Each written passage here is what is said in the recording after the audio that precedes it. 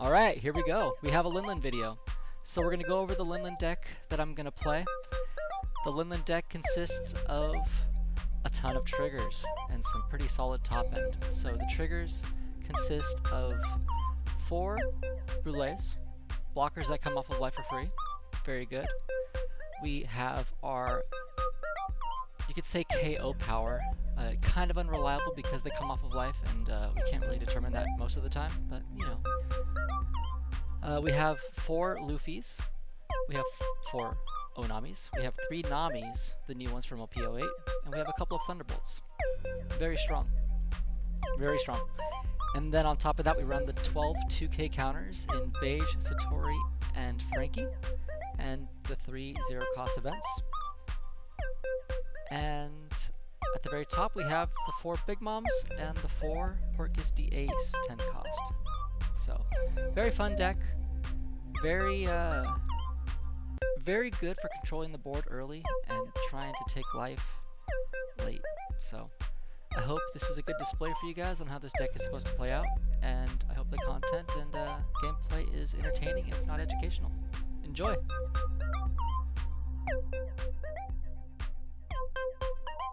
Alright, we got some purple black king. Choose one. If your hand is 5 or less, draw a card. So he wants the Dawn minus. So I want these early game cards. These are fun. This is some early game stance. We'll keep it. Draw Dawn and turn. I'm expecting him to play stuff that will Dawn minus. Let's see here. Let's just go big into his life. Get him down to 3. Now our triggers are active. He finds Onigashima. Okay, I see you. We'll give him 2000 power counter. We'll start our 5 Dawn turn. We have Onami.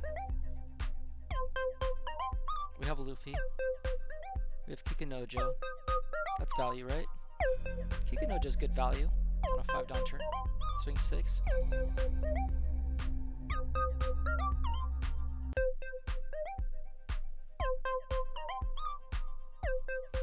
I have reason to want to play Onami right now, but I like getting cards with no counter out of hand when it's a good time for them. This is a great time for this. Other times are like when you're at 3 life and you can use your leader effect, right? Great value.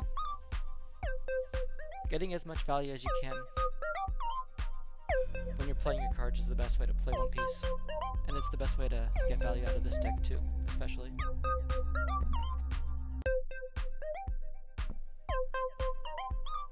So now his leader effect is a 0 cost effect. Okay. Fascinating. Soul Focus. Great. Great trigger.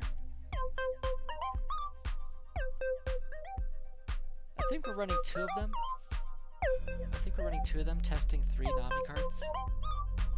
No, I'm back and forth on the 2 Soul Focus or 3 Soul Focus because I like having the Nami cards in the deck. I took out the 7 Linlins. I had 3 of them. The 7 cost, where it makes your opponent choose to give you a life or play a life, because I think it's too slow. The cards that I have in the deck right now are great for the curves.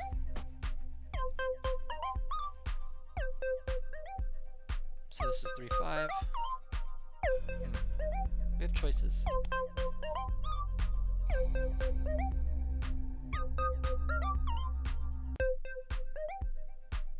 I might banish something here. 3 for the Brule. I want to play a Brule, so that's 3 Dawn. We can put a 6k swing into their leader and at least have them drop 2 2000 power counters. So deploy that.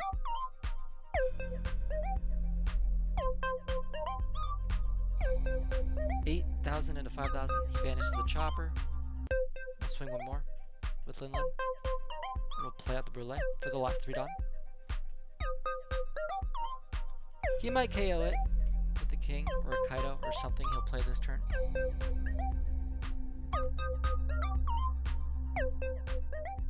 But we don't want to give him free things and just assume that they have the biggest thing possible, right? The perfect thing for their situation. That's not how the game works.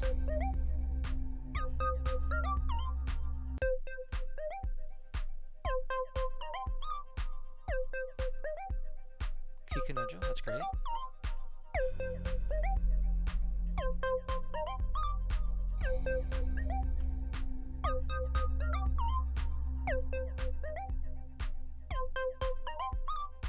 He's doing this effect right now, getting his things back. Jeez.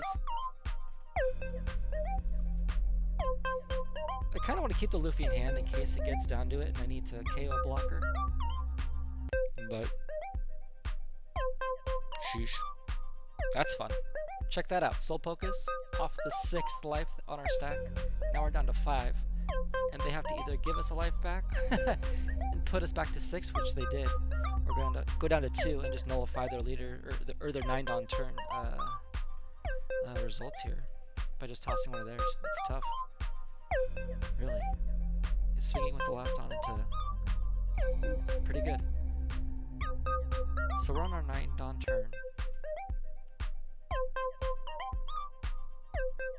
We could play 2 bodies here. We could.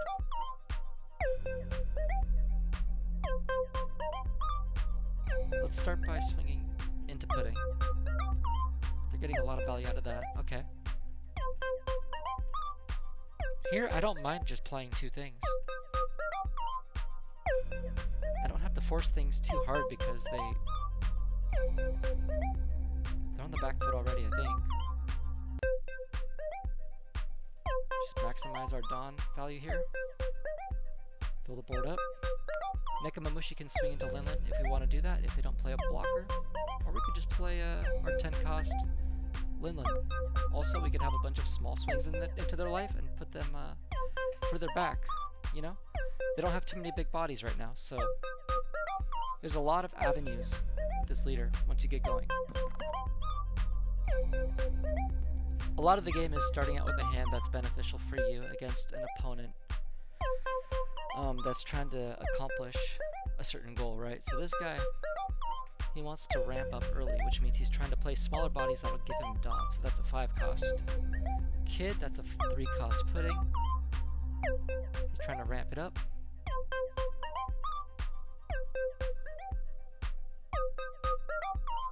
That allows us to use our triggers to pop things. We can play our smaller bodies like Nekomamushi to KO the Puddings. We can use Onami to pressure his life and make him use cards out of his hand, making this part of the game a lot easier for us. He can still use his leader effect, and I'm surprised that he doesn't do it more often, because purple having draw, that's not very common.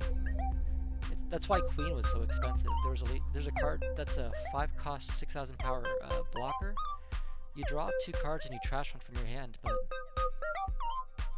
it's great value. It's great value for 1 Dawn, right? There's lots of things you can do for Dawn -1 in this game, and that's great value for it. But he was one of the only cards that gave you draw until, I think it was 06 when the German Kingdom stuff came out. Reiju? Yeah.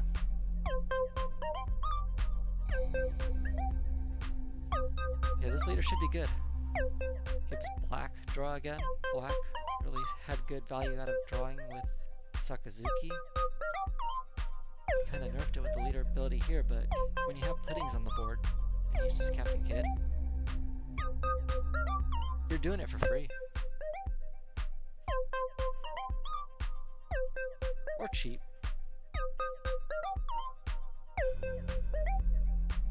Nekomamushi, it's a threat, right?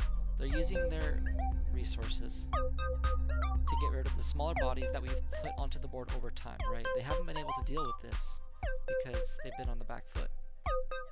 So now they're dealing with it, and then we're going to play something bigger. That's a lot of pressure. You could tell that he was on the back foot when he swung with Pudding. I wouldn't have swung with Pudding, because man, is he feeling pressured? He has draw power. He shouldn't feel so stressed out to use everything in his hand just to establish everything right now, right? Right? He's also putting everything on the board before swinging. Which makes sense because he wants to get rid of this, but my triggers. We'll see what happens. Maybe I don't have any. You never know, right? Yep, there's one.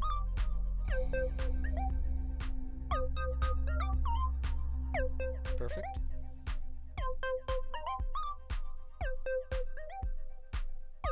Ouch. But hey, we'll use it with something there.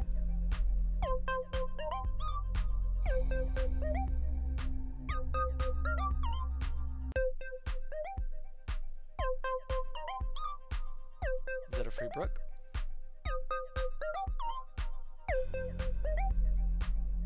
Is that a free pudding? Okay, so now I can use Luffy's effect. Since I played him last turn, I can swing with him. And then I can use his effect to draw a card, right? There you go. We still have 10 Dawn on the board. We can use Linlin. And pass it back over. We're not at threat of losing the game here. There's some resources for that. But what does that get you? What did you draw?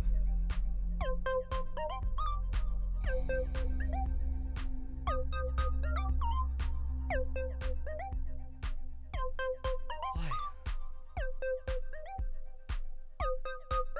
Okay. That's great.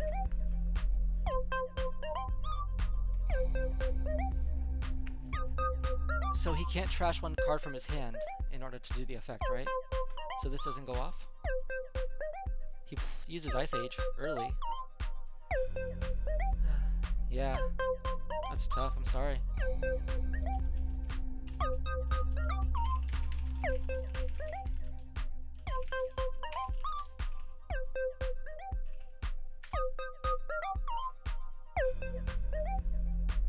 GG, buddy. Everybody makes mistakes. No learn. Just mistake. GG.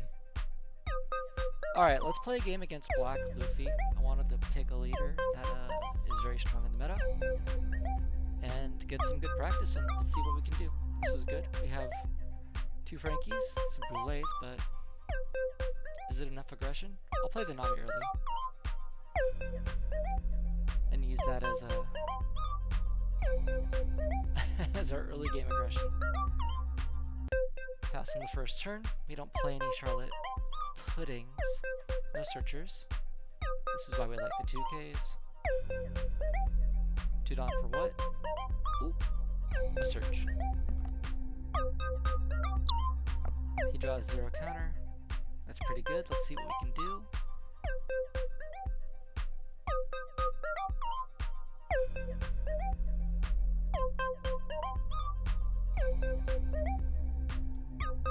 People like to take the first life, but since, you know, he doesn't want to use any cards in his hand, he gives it to us. It's perfect. There's a jack in his... Oh man, there's a jack in his graveyard. That's good for us. That's good for us.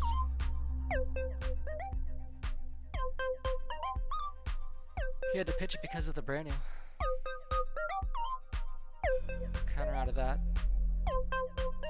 Now that we've been blocking out of life for so long, maybe we can take a swing and hope that we can pop the Kuzon. Okay, okay.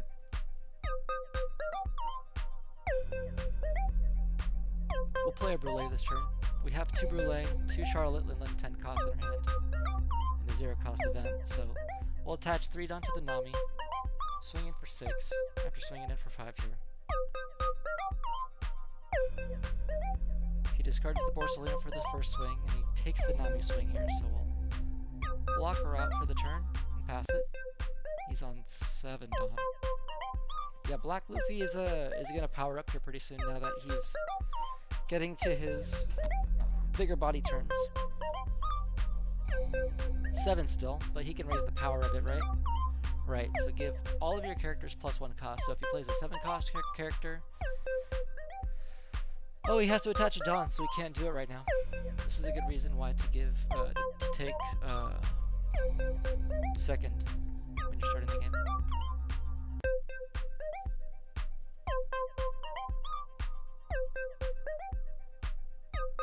Does he have something that's just gonna pop my relay?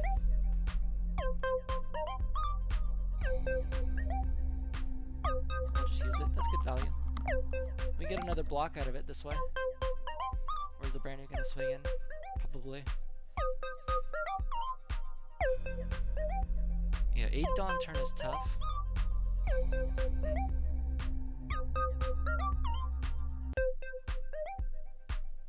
That's pretty good. See? We put them down to 3 life early, and we get a Kikunojo. Off life, they kill it. Later, we get it back on life.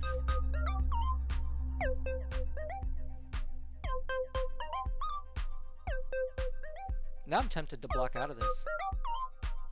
Yeah, I'll counter out of this.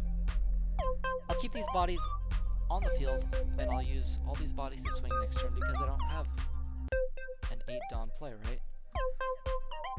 Again, early game aggression is what we wanted to do, so we're using our resources for that, keeping our big bodies. Zero cost event will go great with a Thunderbolt or something if we draw it. Soul Focus.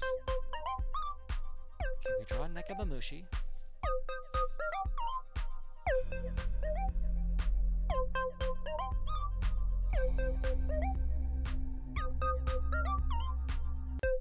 We'll start with a swing into Kuzan. We have 8 Dawn right now. We're gonna try to get them to give us cards, but they let it go.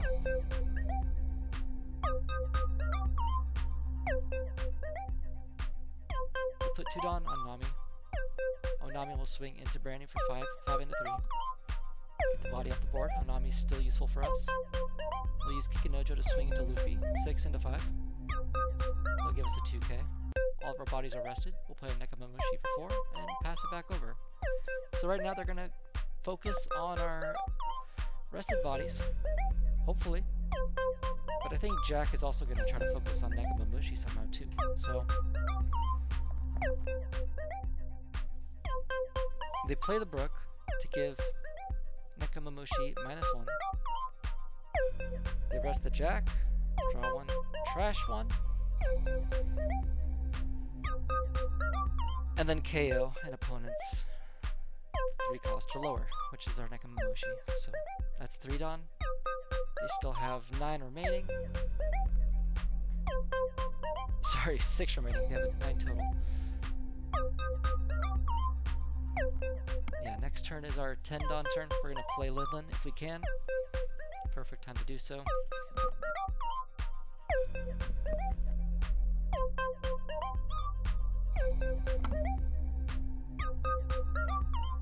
$8,000 power swing into our leader. We get a Luffy off life. Use the trigger to kill the Brook. KO it, put it into the graveyard. They play a Kuzan to end their turn. The 4 cost. And we're in a good spot. Start with a 6k swing into their 6k leader, because they have a big body on board. Their leader is 6,000 power. They give us Rebecca, and we play Linlin. Okay, so this gives it -4. Do they have a lot of cost reduction? I don't know. Let's make them use it if they do.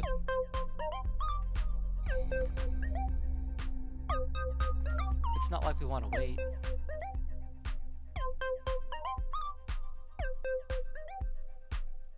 Okay.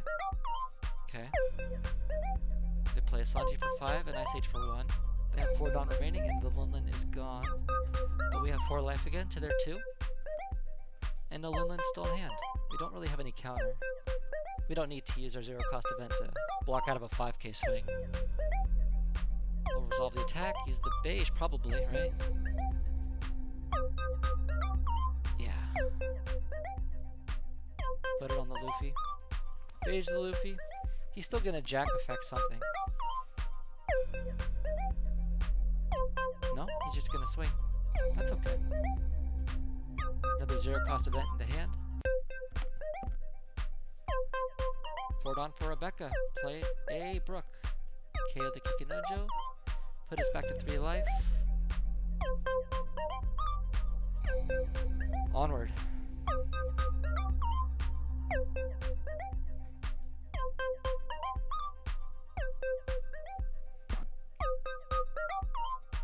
$5K swing into their leader. They gave us a 1K. We'll play another Charlotte Linlin. We got a 4 life, they got a 1. End the turn. We have a Frankie in hand, a Soul Pocus in hand, 2 0 cost events in hand. We have 3 in the deck total. We have a full board with a Brook, a Rebecca. They're swinging with a Kuzan, reducing the Linlin to 6. I want to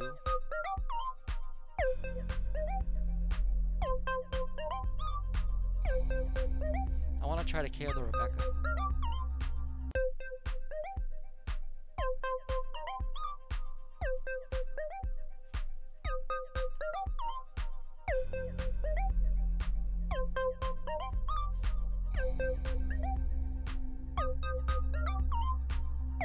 If they get rid of the Nami, that's unfortunate, but that's kind of our secret here. We're trying to use the Nami and the Linlin to go for game next turn. Here, they're swinging 7 into 5. Really good value to use the 0 cost event right now. So I'll just do that. Force them in a position where they have to swing or do something drastic. Okay. There they go. Here comes Brook. Satori.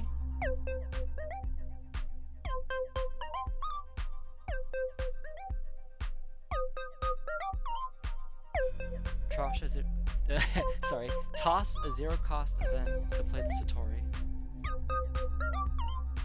Let the 7K swing go through.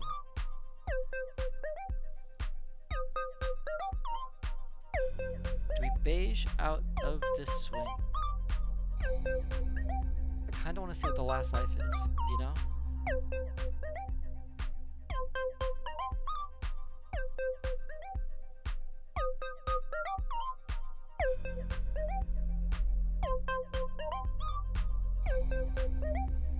I want him to swing with Jack. He has 1 Dawn, he might KO something though. Yep, that's fine.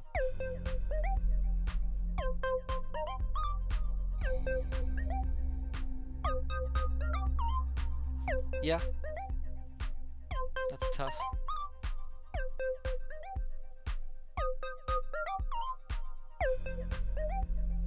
Is ace the play?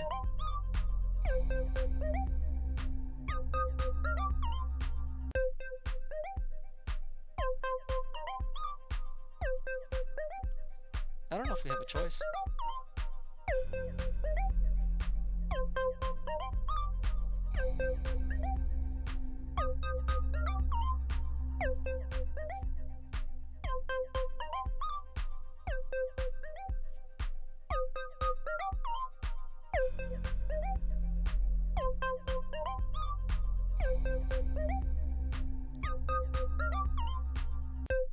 I tell you one thing though, you never see it coming. Alright, we have 2 life. We have 5K counter in hand. If they aggress onto the ace, might be good for us.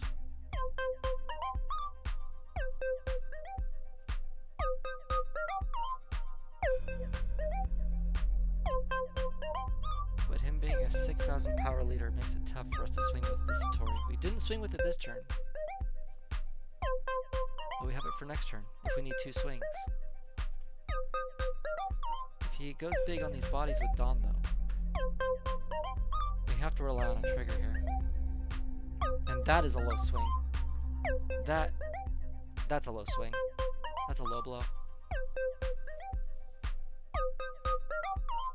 That's disrespectful. Not to be rude verbally, but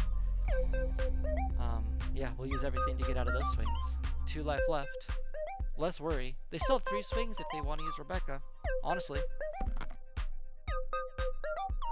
Anything's possible. But they're focusing on the board. They want to use their black tools to KO that ace. Okay. What do we draw? What do we get from life? What happens next? Fun. Kikinojo. Off life. 1 life left. They have 3 down left. They pass. I think we go 10-11.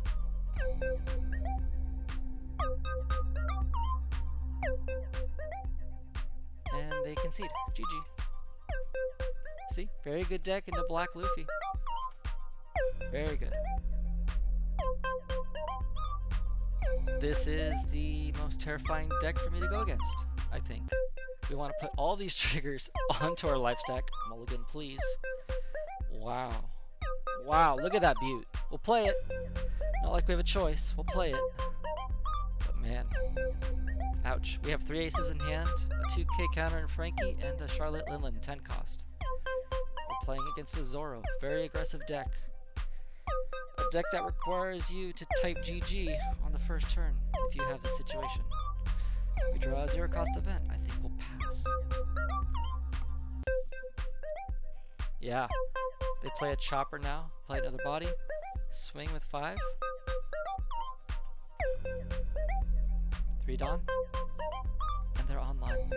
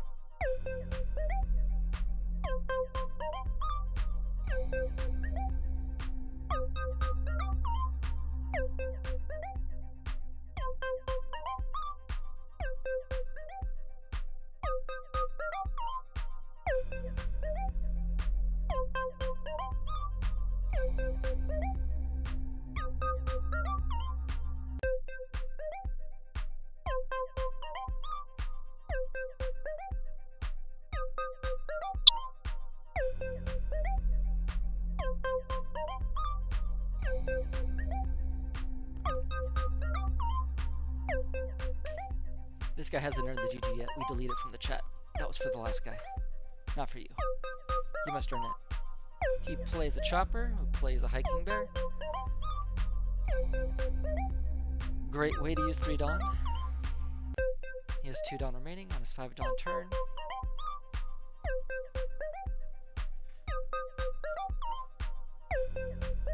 He can give it animal.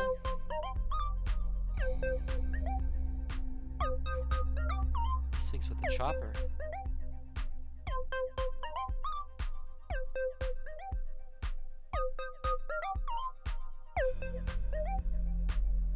We'll take the life, go down to 3. We draw Frankie. And we'll use it for counter. They have 1 Dawn remaining, and I think it's for the event, where they can play another chopper from their hand, or an animal.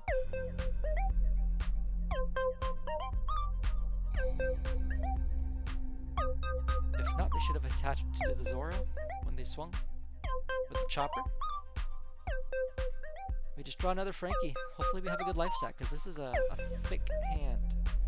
Aces aren't bad though. If we get down to 1 life, we can pressure back a bit, but this is tough. This is tough. Okay, we can swing with 7 with Linlin into chopper. We can try to draw something from the top of our life. We'll start with that. We'll draw a Kikinojo. We'll put the Thunderbolt onto life. That's great value. That way we don't spend the life to use the Thunderbolt. And we can play something on this turn. We'll swing into them with the Frankie. They'll likely play something here with that event. Shut up and come with us, yep. Search the top 5 cards of your deck and play one animal. Chopper allows him to draw a card. He has another swing for next turn. Hopefully he swings with something else next turn before they swing with this, because we could use a Thunderbolt to KO that Chopper. Play the Kikinojo. Call it a turn. Yeah. If we can survive to 10 Dawn, we're great, but... Well, great's a heavy term. Again, this is a great deck. That's the right time to use it, that word. Great. Alright, 5k swing, 5k swing. Hiking Bear's at 4. Okay. Give 1,000 to everything I just said. And remember that I have 5 cards with 0 counter in hand. Yeah, it's a tough situation. We play a lot of counter in the deck.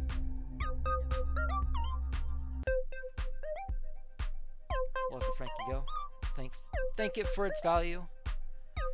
That's about average value. You play the card, you attack with it, it gets attacked into. That's where you want to set your standard value. That's good value across the board for a card.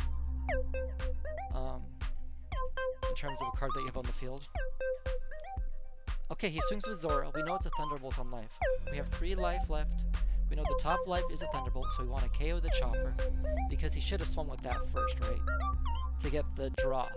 He's swinging into a yellow leader. And you should use your characters with the most value first.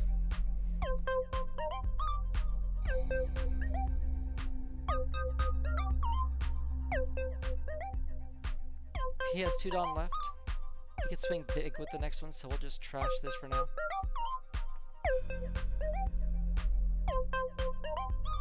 We'll just use the Brûlée. That's what it's there for the 7k swing. We could have used the 0 cost event. It's not bad. Here we're planning to play Brûlée this turn. Unless we have something on life, so we'll use 2 Dawn for the Linlin. And we'll go into the Hiking Bear. No, we'll go into Chopper first. No. Yeah, we'll go into Hiking Bear first. Because we can use Kikinojo, who has 6,000 power to go into Chopper next. Attack. Use card action. Okay, so we have another Kikinojo on life. Do we want something else there?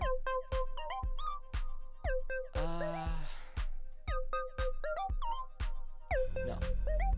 We'll play the Brûlée for 3 Dawn. We'll swing with 9. Sheesh. He has 2 of them. What's going on here?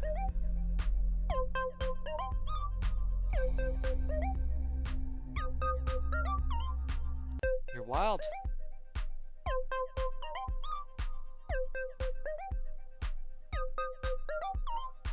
It's good that we're seeing the Brûlées. We only have 4 blockers in the deck, and it's those 4 Brûlées.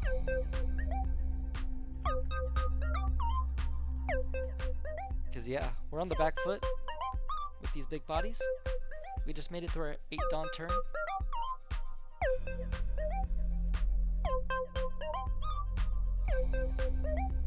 Man.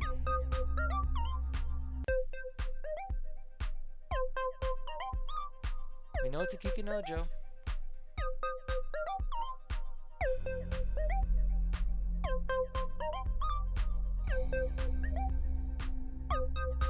But I'll give him an ace for it.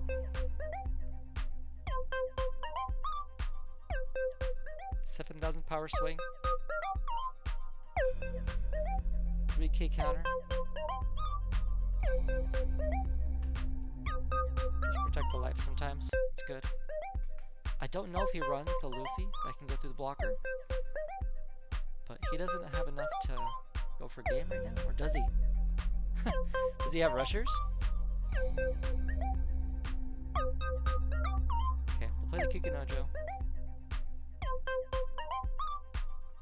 We might go to 0 life here. This is tough.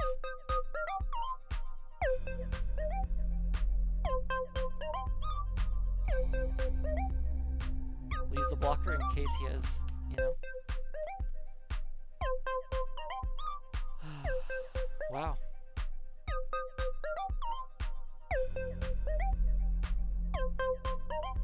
Do we play the Satori just to try to clear board a bit here?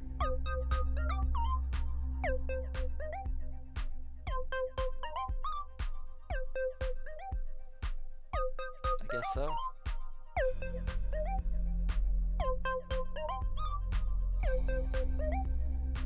Tough game.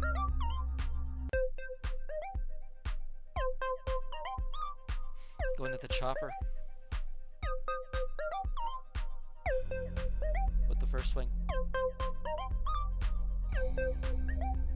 Going to the chopper with the second swing.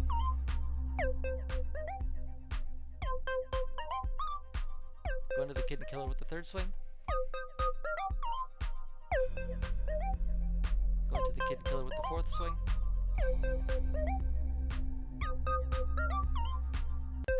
Use the ace. He had counter with every one of those cards.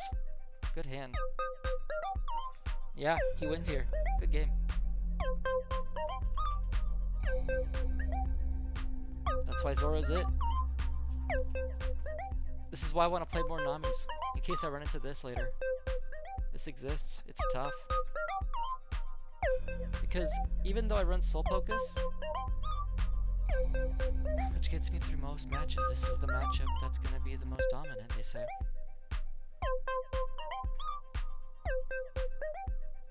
One's on for a hiking bear.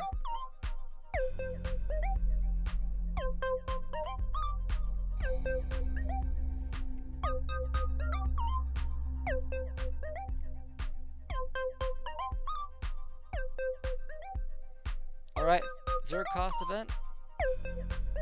Nah. GG.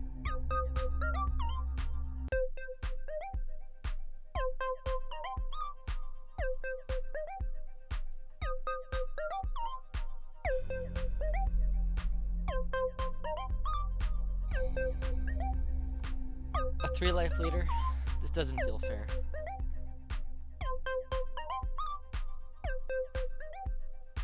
He's got 6,000 power though. We'll keep the 2 2Ks. Hope for the best.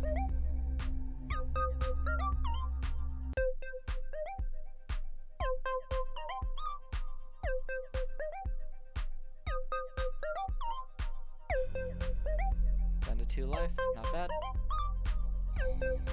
Especially if he plays some sort of Linlin 9 cost. Play the Onami trigger to KO the Bon play that he greedily used to get the Dawn from before attacking me. Feels good, feels good.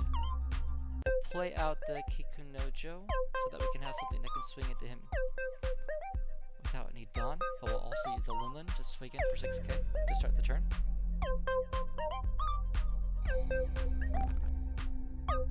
Opponent is at 7 Dawn, we'll get 7 Dawn next turn. He plays uses Captain Kid for 7 Dawn to swing for 7k and have an extra k on my turn. We'll take the life. We get a beige, but there's no reason to use the effect.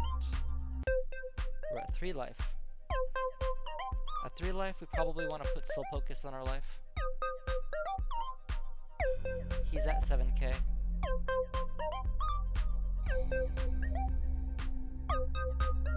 We'll want to swing with Kikunojo once and Linlin once, so that requires 3 Dawn. We'll have 4 left over, so we'll play Nekamamushi as well. We'll swing with Linlin first just to make sure that the life we get doesn't change our situation. Good. So we'll get value off of the Soul Focus because they have at least 1 life at the end of this turn remaining.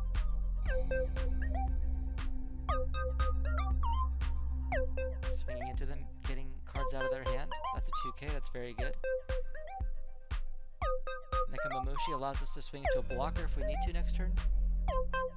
Swing into a valuable card they want to have on board next turn.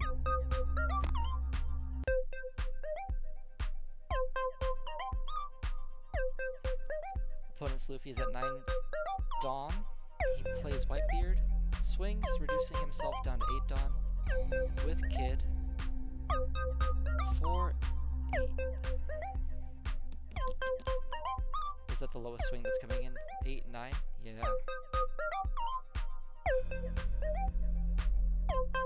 Since we know it's a soul focus, I want to just use it. And then have them swing again. And get the Nekomamushi. That's great. 9 Dawn turn.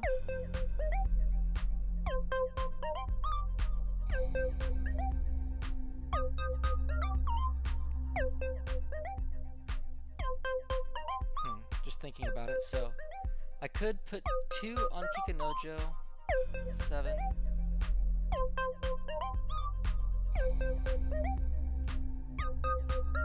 I kind of want to get value out of the Nekomamushis. He'll swing into him if I do.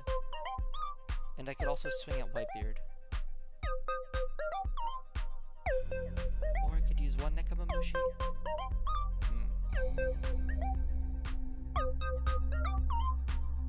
Let's start with a Kikanojo swing into Eustace Captain Kidd. 8 and 8. He gives it to us. We could just go full swing into Newgate here. I'm not opposed to that. 12k into a 10k. His active Newgate. Since he took the first swing, it was great to give the second swing a shot, because that is an indicator that he might not have counter in hand as he nears the end of the game here. Whether it's not in his deck or whether he hasn't drawn it yet, who knows? He plays another Eustace Captain Kidd, uses the remaining Dawn to swing into my life. I'll take it. It's a Kidd. Sorry, not a Kidd, an ace. Yeah, we want to play the ace because that's an extra life. It's also rush. He'll probably take a life as a result as well. But he does have 1 down standing. It's usually an indicator of Radical Beam. Something to be aware of. That was a red flag. He has 2 kids on the field. He can become an 8k leader by the end of the turn. And into my turn. He swings 9 into my life. If that's the lowest swing, maybe I want to count out of this one. Yeah, I do.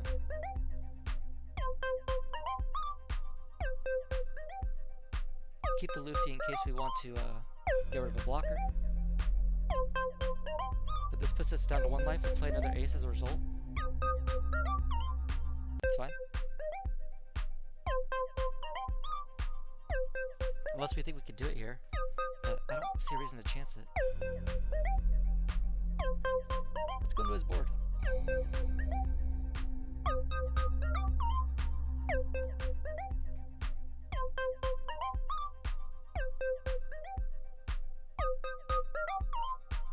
Radical Beam.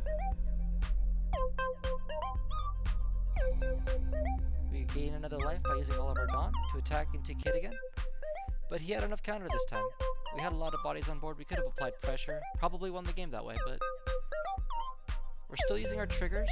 We have a lot of beiges, I think. No, they're in our hand. We have 2 in our hand. We have a lot of counter.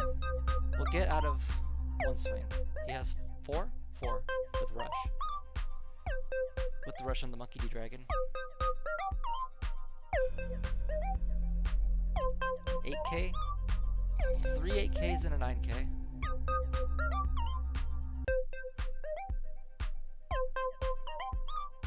But we're not too worried. We run 12 2ks, 3 0 cost events. Very good. We get out of that one just by sheer blocking out. He swings another 9. We have 0 cost event. And another 2k. We're left with the Brûlée in hand. He has 2 swings. We have 2 lives. He has no Dawn remaining to play another rusher. He chooses to swing into our body. We use a Brûlée to counter out. Sorry, friend. Another ace. GG.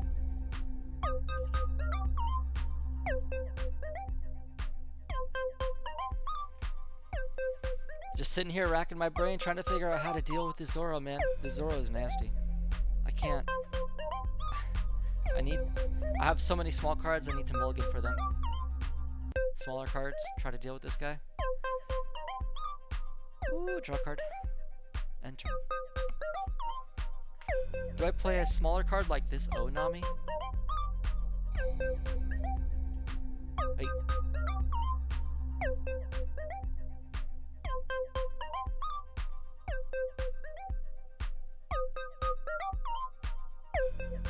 Kinda want to. I have these bigger Namis too. I want to use their triggers later. That's why I put them in the deck. Attach the 2 Dawn. Play the Onami, sorry. Swinging for 7. They have an event that will let them play a card here, I'm sure.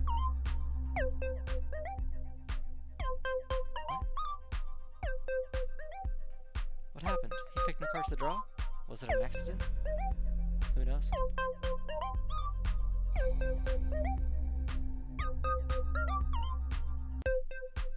All I know is that it's great that we banned a 2K. We banished a 2K. He's going in another 7K here. This is great. We KO the Chopper. This is the benefit of having 3 Namis in the deck instead of 2. Like, more likely to see him. We probably want to start with a swing of 3 into 3 here.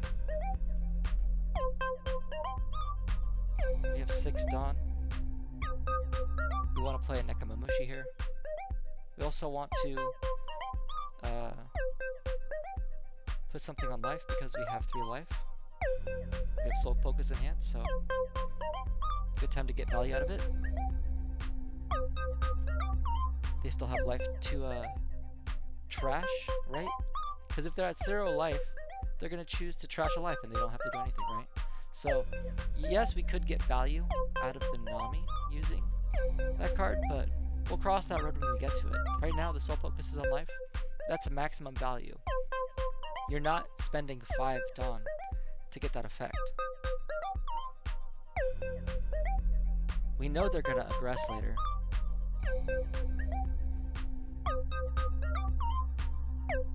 So this is a 2K they want to get back in hand.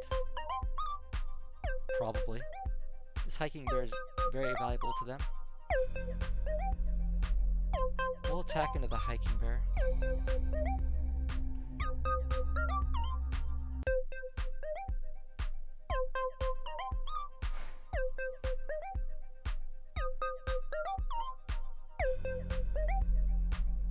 Don't like that. I don't like that Hiking Bear. I was about to swing 5-5, but now since they have another Hiking Bear, I kinda wanna put the Nami out there. Yeah, I'll toss the 0 cost event for it.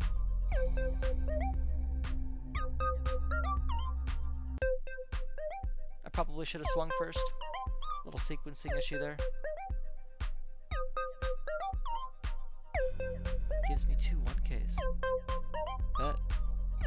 We're okay with that. We want to use all of our cards to control the board as much as possible.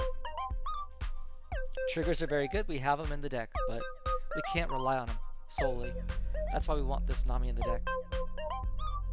We keep Soul Focus in the deck because there's other leaders, except for Black Luffy, Black Yellow Luffy, where you want to get through the mid game by playing the Soul Focus off of life. It creates a little bit of a buffer, if you will. Here come the swings. I want to take this one and KO that. Oh, but it's a Soul Focus. That's fine.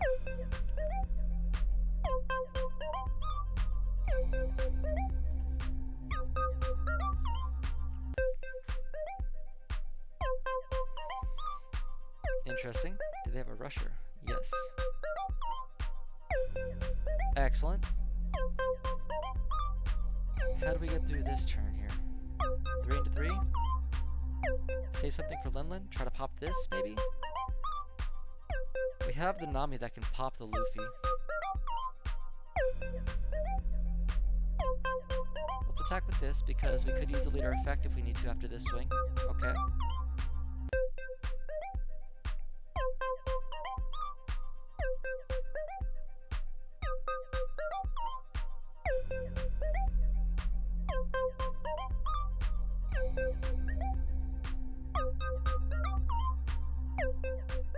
He concedes.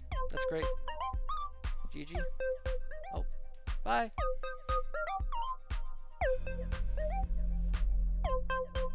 Deck feels good. Trying to prove it. There's no one else to prove it to. I'm trying to prove it to myself. I'm trying to prove that it's worth taking to a locals event. I'm trying to prove to myself that the consistency exists even though it's a deck based around triggers, around luck. There's no guarantees with this deck, except for the cards that are in your hand.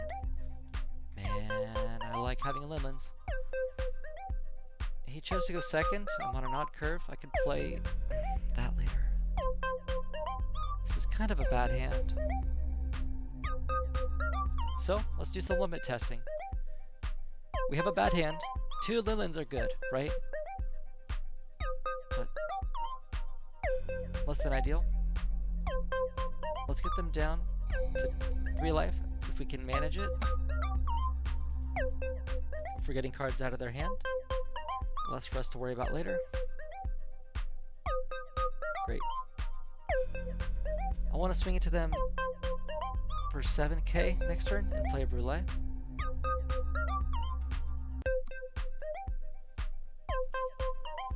Ideally, we could find a Nekamamushi, play that, and swing for 6.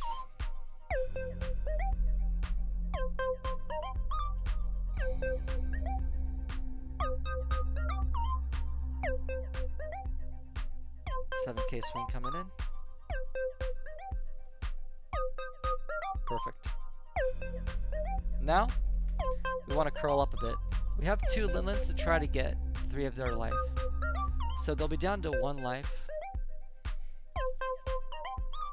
Just like, you know, how do I put it? I said that weird. Sorry. So we have 2 Linlins. We're using that to account for 2 of their life, so we don't have to swing into 2 of their life later on, right? That's what I'm trying to get at. So the blocker is not really a concern. Nekamamushi would be nice so that we could set it up now and deal with the blocker later. But, you know, this isn't a bad hand, all considering. I kind of want to swing 7 here. Get a 2k out if they use this to block, and then play Soul Pocus.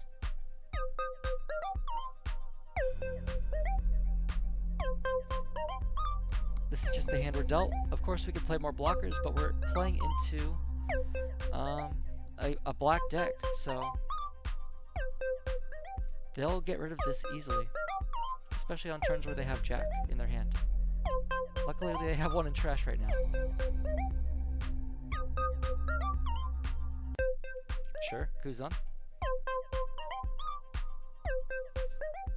They have 4 Dawn remaining, with a Sabo in the field, a Tashigi, and a Kuzan.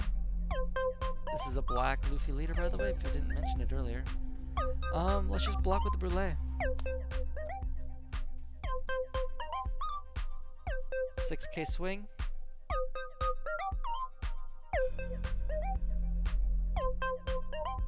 Let's trash the Frankie for it. 9 Dawn turn.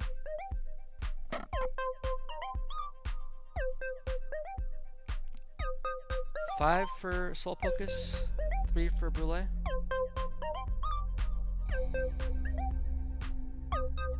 Swinging 6 so that we can guarantee that they use at least 1 counter if they block with Sabo. Using another Sabo. Another Soul Pocus. We get another life, another trigger later. Play a Brûlée. Distract them. They have all this stuff out here. They're getting ready for the storm. They have the 10 cards in their hand. But they're down to 2 life. I don't know why it feels like I'm on the front foot here, but it does feel like that. They have 10 Dawn. They kill a Brûlée. Into the trash it goes. They've got Rebecca's in trash. They're setting up for Moria if they want it. We get a Kikunojo off of our 6th life. They swing for 7 with their leader. We get a Compone Beige. They don't have anything else to swing with though, so we'll keep it in hand. We're at 4 life. Tendon, Charlotte Linlin is in our hand. They are at 2 life. We will swing into their Kuzan. Getting cards out of their hand this way. If they use the Sabo to block, we'll swing into the Sabo.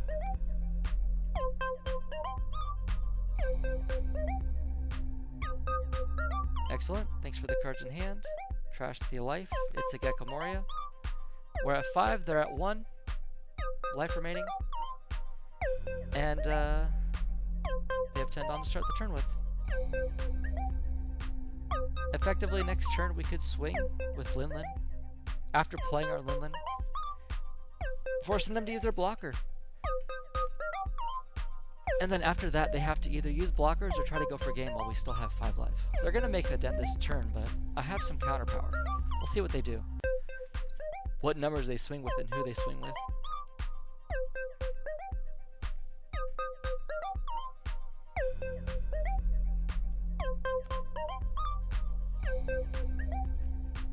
Good.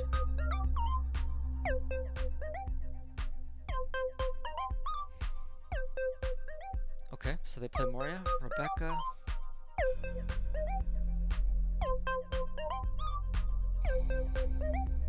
So they're bringing out all these characters again. After already resting the Jack and using its effect, already resting the Tashigi using its effect, they're drawing the Tashigi from the trash. So it's a 2k in hand. Swinging with their leader, 7 into my Kikunojo. Now, I want Kikunojo to be a swinger next turn, to get rid of blockers, to get rid of counter in their hand. So if I can, I'll get out of this, and I can. So it's 1 card out of my hand. We run a lot of 2Ks for this moment. We don't mind them swinging into life normally, but we have the Onami, and since we don't expect to get Vanish off at this point, we'll just use it as counter. We love the Kikunojo in hand, usually, but right now it's tough, it's 0 counter. So, not the best card in hand, but, you know, we'll figure it out. They have 2 blockers. We'll just start with the 5k swing into Kuzan. Either Sabo's gonna block it, Rebecca's gonna block it, or they're gonna give me a 1k.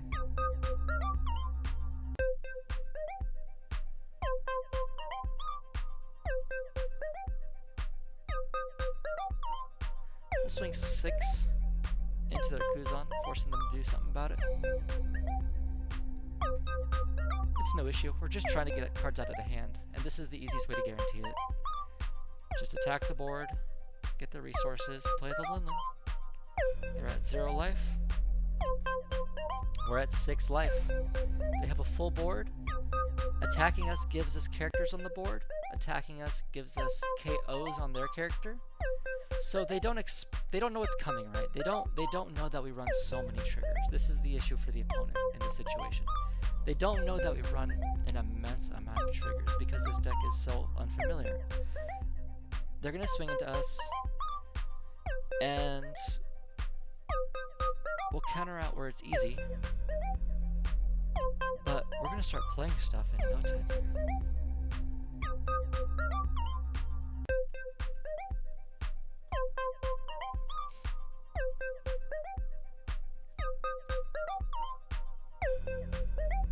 Let's see what they do. They have 9 Dawn remaining. They used Ice Age. Reduce the cost of my Linlin by 5. Play the Sabo, 8 cost Sabo, which KOs a 5 and a 3 or less. So I have 7 life because they KO'd my Kikunojo and my Big Bomb. Now they swing Moria, 9 into 5. I don't want to block it, nor can I. I play a Nekamamushi off of the 7th life. They have 3 potential swings remaining, including the blocker Sabo. My Nekamamushi can now attack the blocker Sabo. KO that. They swing again with the leader. Onami comes off life. And is there anything in KO? The Kuzan. I can KO the Kuzan since it's 5 or less, given the leader effect. They swing with the Jack. No blocker. I get a Satori counter. I'll use it by using the Kikunojo off of the draw. Now I have 3 swingers in the board. 4 life remaining. I'm essentially going to try to swing for good numbers here. He has 6, let's say,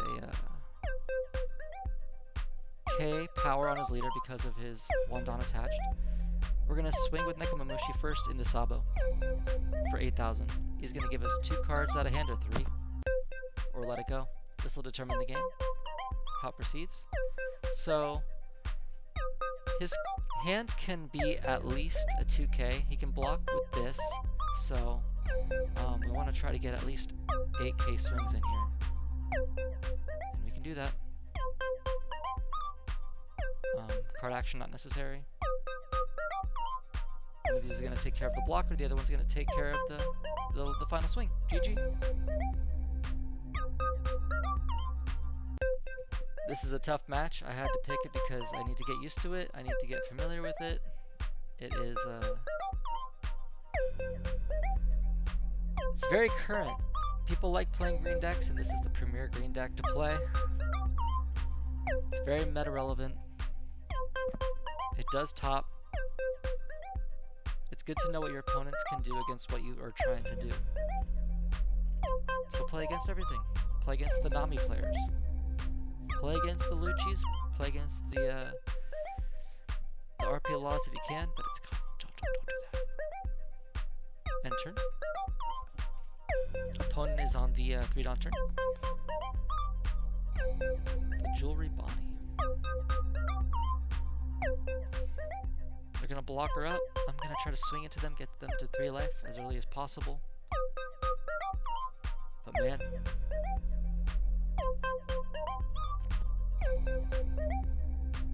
these little guys wreak havoc.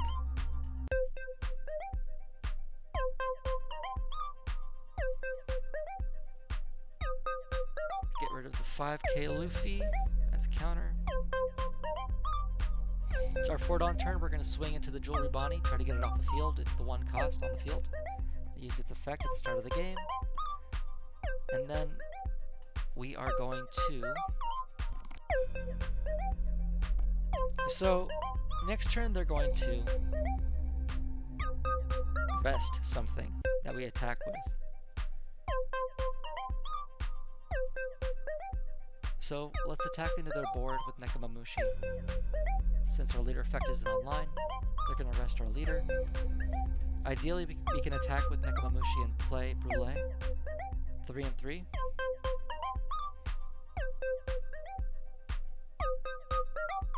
What did they get out of the trash early in the game?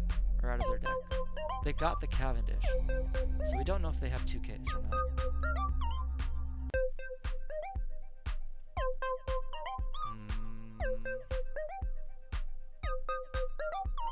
Yeah, trash for counter. He leaves 1 Don up for his leader effect.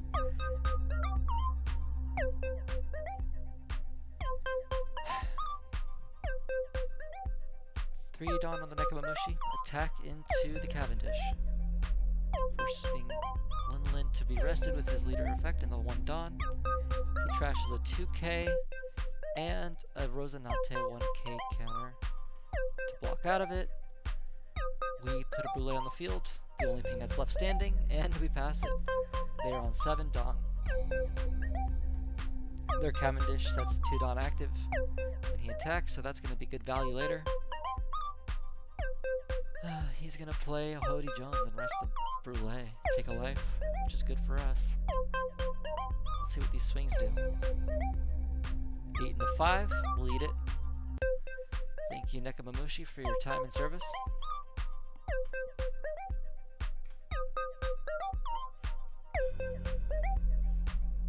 He attacks with Cavendish, getting 2 Don back up. We get a Big Mom. I want to start playing a little more defensive. We have 2 Big Moms now. It's hard to say that when you're playing somebody like Bonnie, but...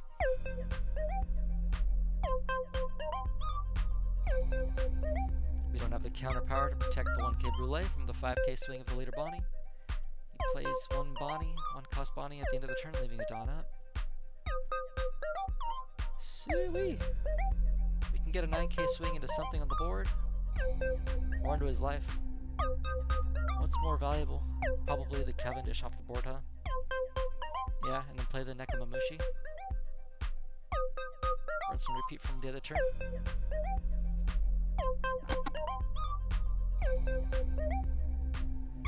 Give me cards out of your hand, which would be great. Okay, Nekamamushi, play it again. Perfect. So now we have something on the board for him to worry about. He remembers how this went. We can get rid of a blocker if he plays it. Or we can attack into the board if he swings with these and rest these. Or we can play Linlin. It just depends on what he does. It just depends. He has 9 Dawn. He could also play Zoro.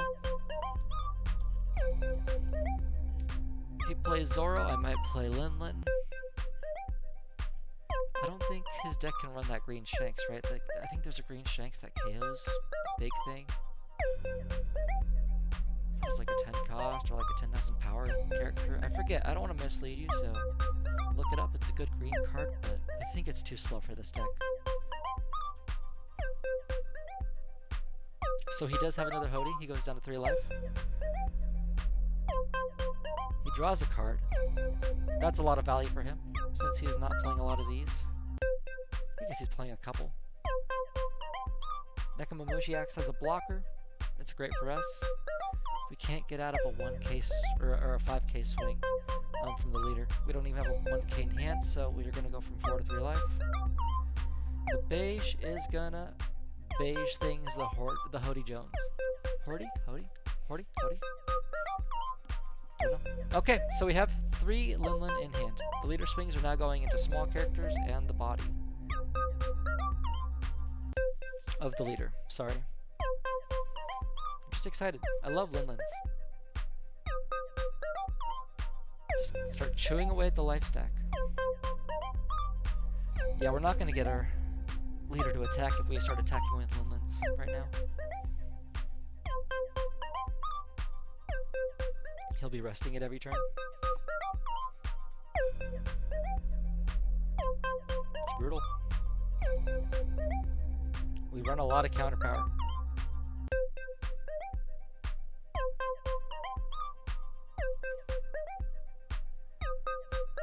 We gotta do something here.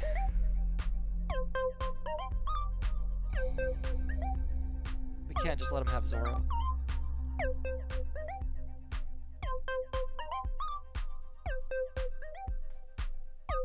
Zoro and 1 Dawn up. Is that what you're gonna do here? Okay.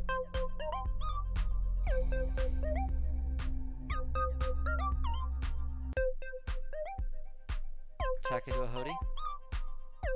He'll rest my leader.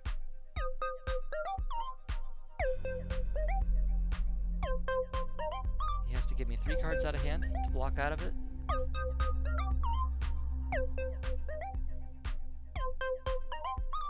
He lets it go. We play a Linlin, putting them to 1 life, putting us to 3 life. Pass it over.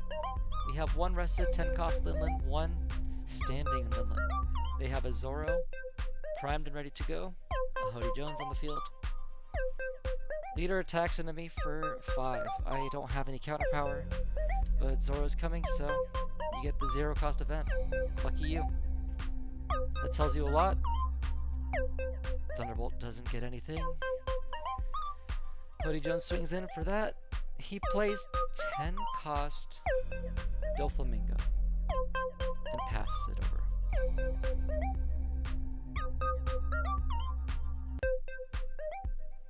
I have 1 Linlin left in hand. Let's see if it works, guys. Let's see if it works. We play our Linlin, getting rid of their last life. We attack with our Linlin that's left standing into their life, forcing them to use their 6 cards in hand. 12 into 5. Let's see if they can counter out. Drummel, please.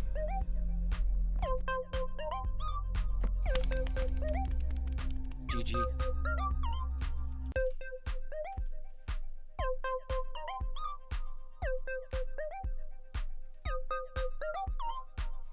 Black Lucci. Rob Lucci. OPO, what, 7? Yeah, OPO 7, Rob Lucci. 5 life leader. Very intimidating, very common. They chose to go second. We will pass for the start of the game. They play a Tempest Kick. They play a Tempest Kick for 1 Dawn. Pass it back over. So we're at 3. I'm using the 3 Dawn to swing into him. I want him to give me a life card. I probably could have gotten 1 out of 7, but you know. We're not going to use the last Dawn for anything else. And I want the life, so more incentive. He attacks into me for 5. I'll give him an Onami. 1 Onami for 1000 power counter. Okay, he passes it over after playing a Brook. So here, since I'm still at 5 life, since he doesn't have anything major on the board, I'm going to do another 8k swing into him, but this time with Banish. Giving the leader Banish from the Onami. Let's see if he wants to give us 2 2ks. Great value for us. Get him early in the game so that you know what he's using. He already has 3 2ks in the trash and a Gecko Moria. He has 2 Tempest Kick in the trash and it's his 3rd turn. He attacks 5 into 5. I give him a Brûlée. He can attack with Brook and probably KO the Onami, right? Yep.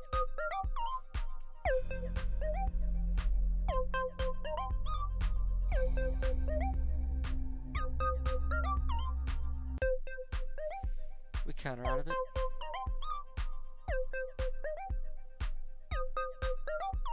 The 6k into our leader from the Brook, we counter out of it, and he draws a Who's Who from trash.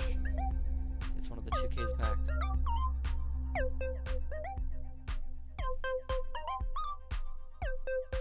Plays a Spandime with the Rebecca.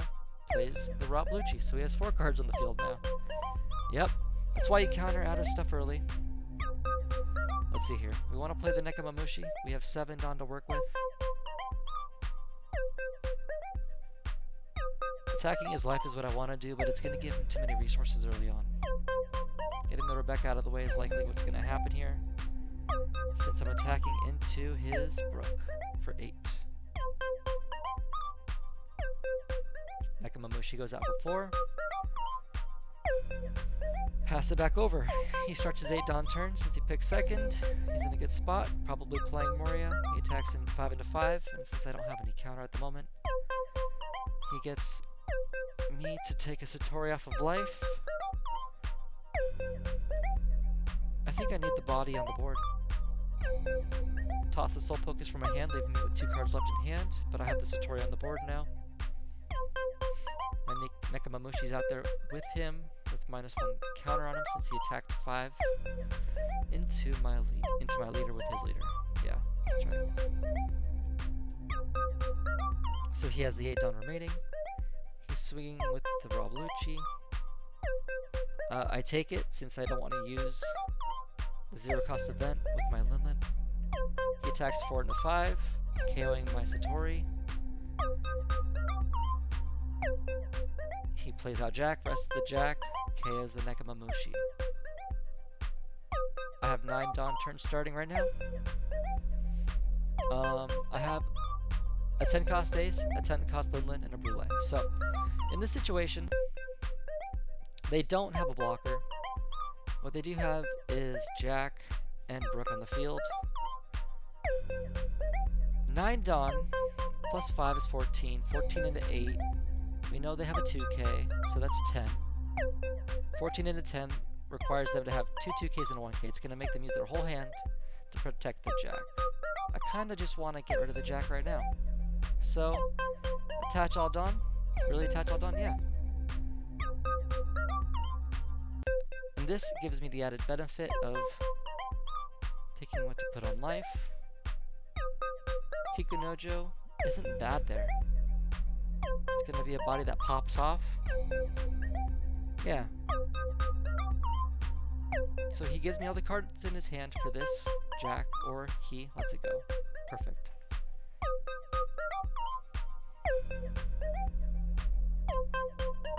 Could be greedy, could be the wrong play. We can go over it. You can probably give me advice. I don't think playing the Brûlée was worth it because he could easily get rid of it with something like Brook. So it being counter in hand, I think is really valuable.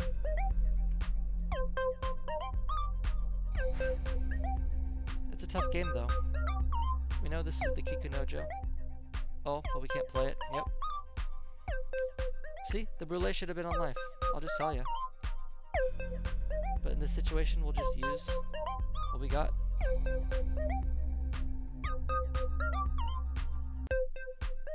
This is why we practice here. We make mistakes. Okay, attack into this. They've been giving me 2Ks. Let's get the last of them.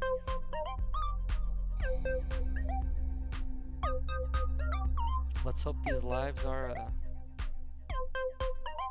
valuable.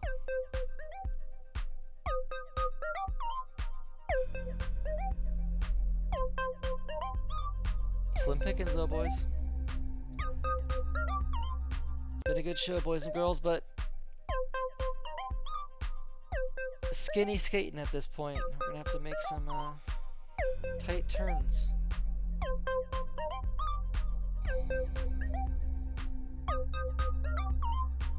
No counter in hand.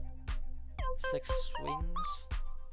It could just be easy pokes into us. But he trashes a standing spandom for a Khalifa,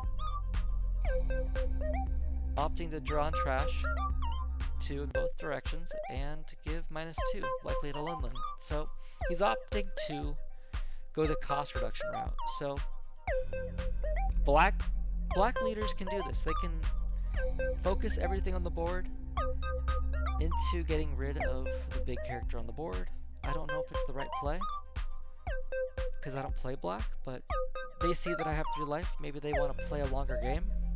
But I think at this point they could have attacked into us pretty good with the 6 bodies they had. They still might do that, you know? They have a lot of dawn to work with. Especially after seeing that I'm going to take this swing right here. Just taking a 5k swing. Is it worth playing the Satori? I don't think so. He's going to attack.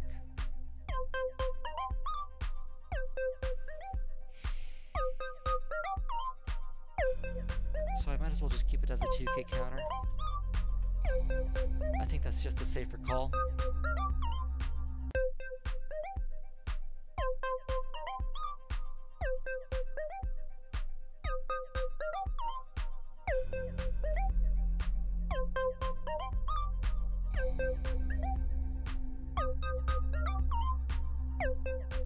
We'll get rid of the last remaining random swing.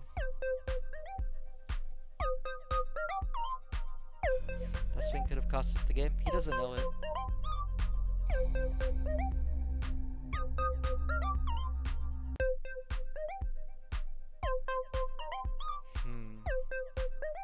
If that's his last swing, I'll just play it.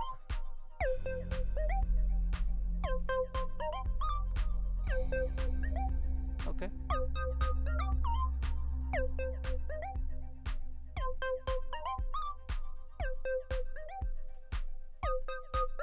He draws a 2k out of trash by playing the Rebecca. Has the option to play something.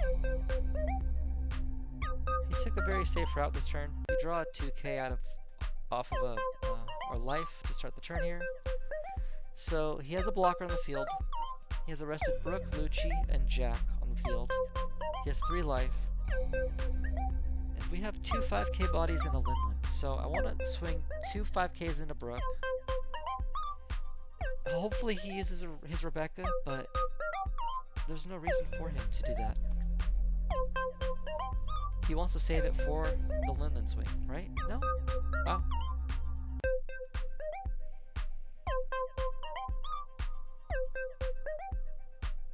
Interesting.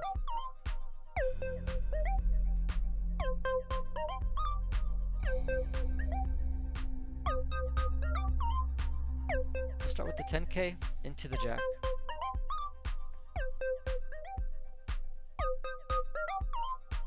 If he uses Rebecca, then we'll use the 12k into it. That's okay. This way we get 1 life. We have a little bit of counter power. Makes him think a little bit.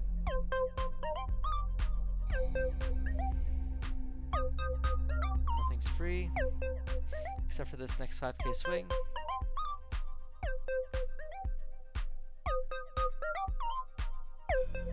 Ooh. GG. GG.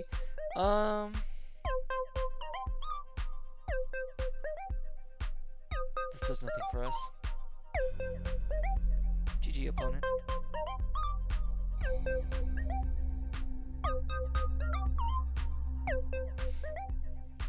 Difficult leader to play against. Doflamingo. People are getting practice in on it now because it's going to be an issue later. Oof. So we have an Onami and a Thunderbolt in hand. I want to try to get those on life. I am greedy. Mulligan. Okay, so we got other triggers off of life into our hand because of that mulligan. But that's fine, you know? We have smaller things to play earlier in the game. Not bad. But he's really going to set up now. He's really going to take advantage of that board space. End turn. I want to play more Namis when Doflamingo becomes a bigger issue, because it's going to become a bigger issue.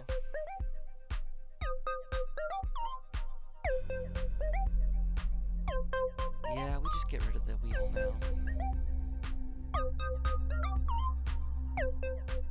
That's the issue. You lose a card out of hand when you do that, though. It's why I use more Thunderbolts. It's why I use Onami. But not only that, Onami has value in the beginning of the game like this.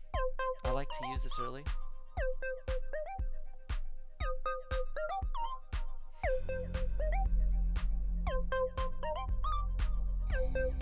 A Doflamingo already has enough value off the top of their deck. I don't need them to have more cards in hand. Counter out of what we can. Is he going to swing with the Perona? No.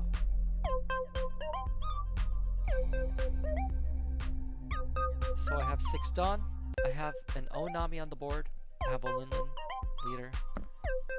5,000 power swing, so I could make it a 5,000 power swing, a 6,000 power swing, and I also drew Brule. So since he is at 5 life, I feel like that's a good way of pressuring his life total and also making the Onami a blocker next turn, quote unquote, right? It's gonna take some of his attention.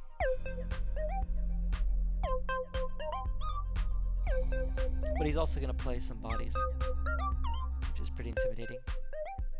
He sent Onami to deck bottom with his trigger effect. So he didn't keep the Gravity Blade Raging Tiger in his hand. It's pretty exciting to get a trigger, but I think it would have more value in your hand, since I'm trying to play smaller bodies.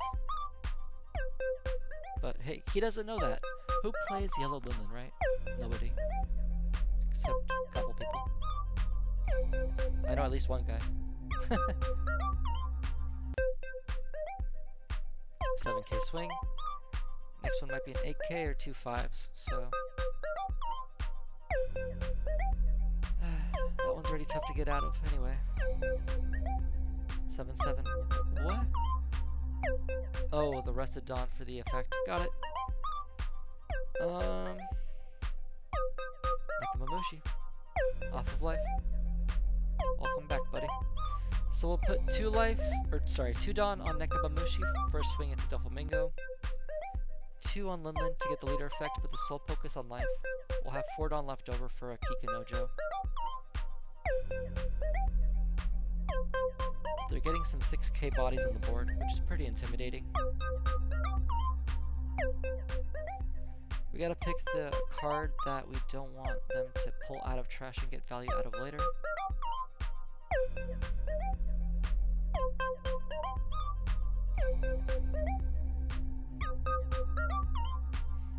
We picked this one because it doesn't have counter power.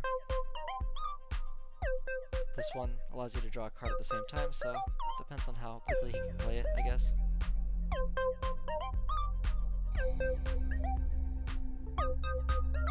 If he still had 4 life, we'd play the Nekamamushi, but hey, he plays a Mihawk, puts Kikunojo at the deck bottom. We'll get rid of our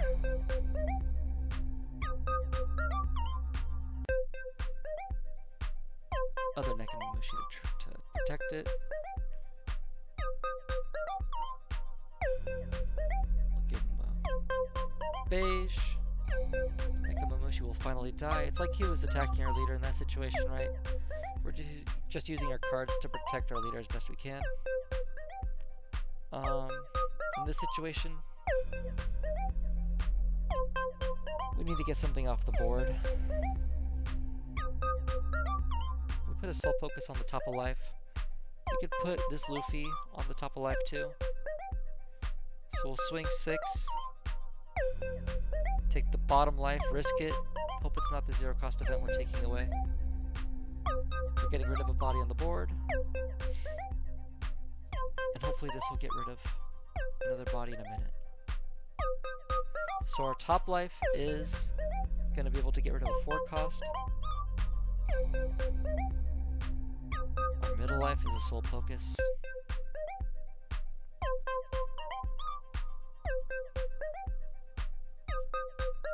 You know, he played it right. He swung with that one.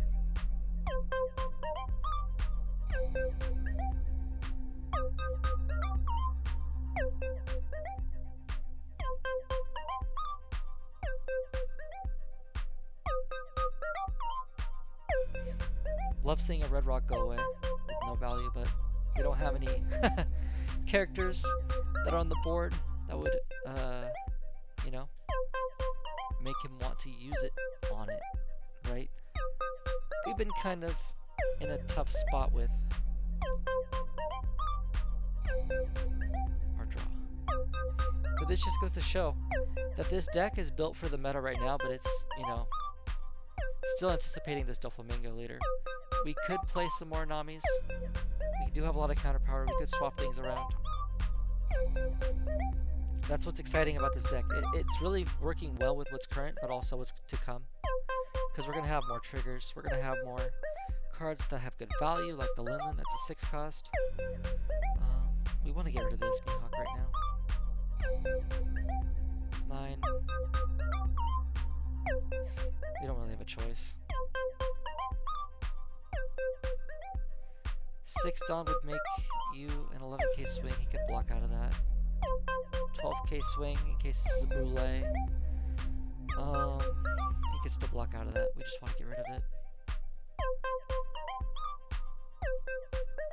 We'll see what the last life is. I mean, it doesn't really matter.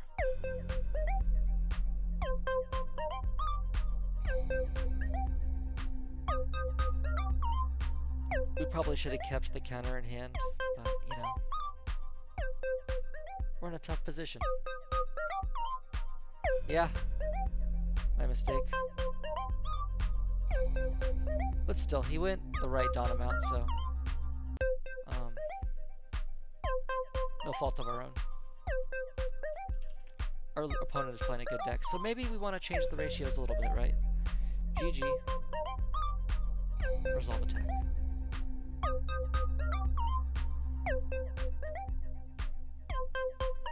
Because we're playing 2 Soul Focus. It's a good card to have against green. It's a good card to have against blue. There's a lot of good situations in the middle of the game where it's okay to play it. Though it would be good to play something else like an Onami or Nami, sorry.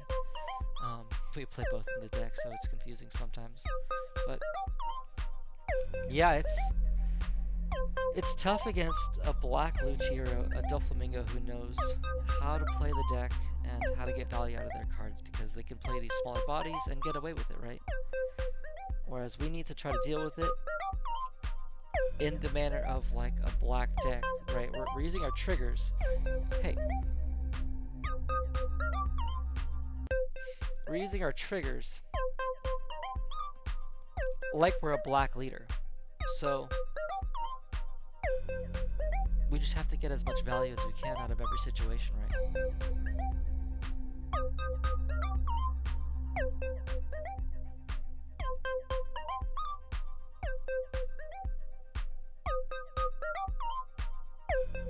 Opponent chose to go second. They're going to attack with 6k swing, so we have two 2ks. Then we're going to swing for 3k on the first turn.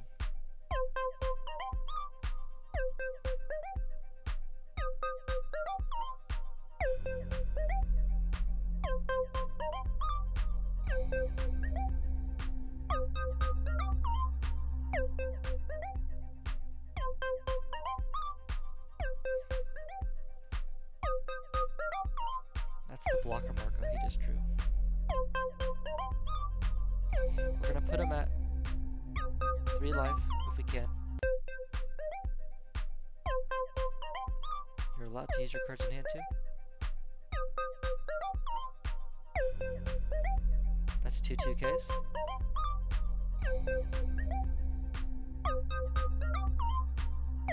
Plays a blocker.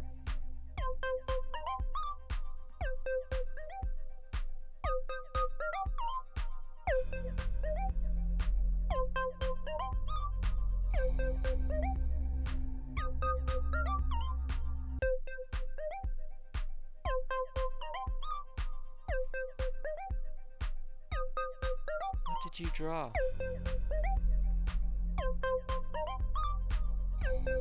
Interesting, so you play the Doflamingo and then you set up what you want on the top of your life. Then you use the Marco Leader ability to draw the top card of life. Oh, that's why the deck's good. I like that. How do you get the most value possible out of that, though? You have the blue aces, you have the Sanjis. But man, just getting whatever card you want. It's not bad. It's our 5 Dawn turn. We have 5 life. He might attack with Izo next turn. Let's go 6 into him and play out Nekomamushi. It's a standard turn, but it also puts him on the back foot a little bit because we can really aggress onto something that he plays next turn. Or aggress onto the smaller bodies if he does something else.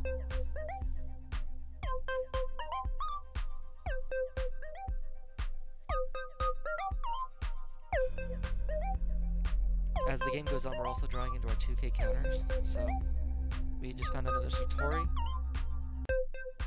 This would be great if he continues to swing with 1 Dawn attached every turn. He's trying to play something for the rest of the Dawn every turn, so...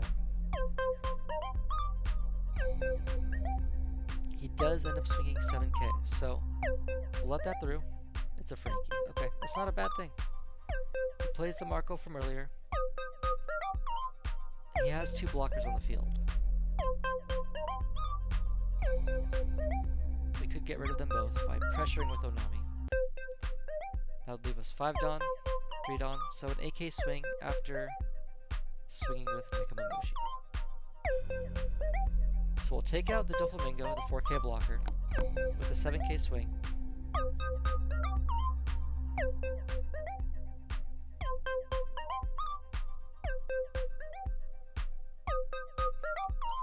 Thus making Nekomamushi a threat next turn. They can use like a rally or something to KO it, but we're getting value out of it now, right? We're also making him use cards out of hand to bring back this Marco if he wants to block with it, which makes sense. But oh, since you have to have 2 or less life as Marco in order to use the effect. Okay, so he blocks out of both attacks, or rather I force him to use both blockers on this turn, and on his 8 Dawn turn he only has a 2000 power character. We could swing into that small character with Onami next turn if he uses this body to swing, but that's easy value for us, right?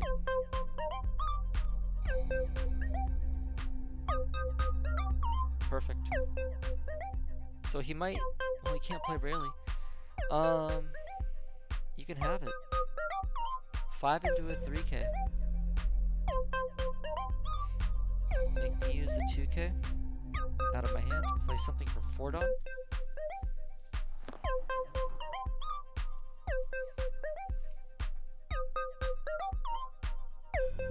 So if we play this immediately,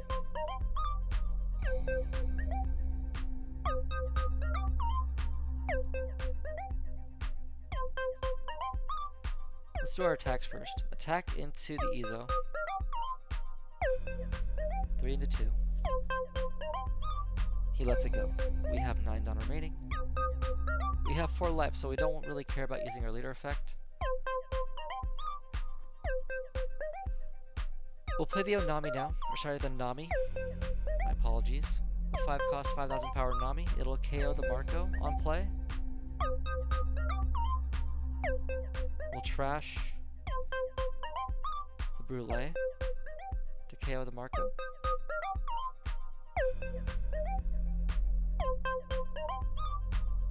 It would have been good to play the Brûlée this turn, but I like having the Luffy, just in case we need to KO something on the board later. He draws into a Sanji's peel-off off of that life card that he takes, so he's going to draw 2 cards. Opponent now has 6 cards in hand, and using the leader effect, he gets to play with that 7th and put it on top or bottom of his deck. So we're in a good position. He has 3 life. We can play a Kikinojo off of life. We can play a Nekomamushi off of life now. We are no longer on our 9 Dawn turn. We're not on the back foot because we have characters on the board and he doesn't. He plays a Sanji. He plays a Dragon. Dragon adds 2 Dawn to Marco. He swings into my body. My leader, my leader. I'll let it go through. It's a 0 cost event.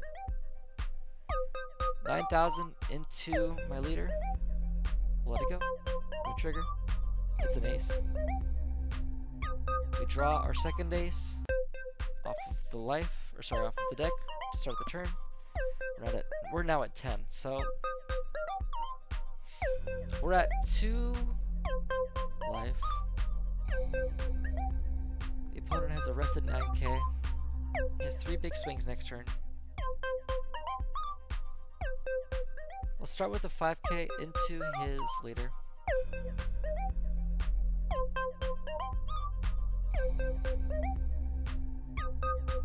Ideally, we're going to play Linlin. Most likely, we're going to play Linlin. Right now, we're just getting cards out of his hand.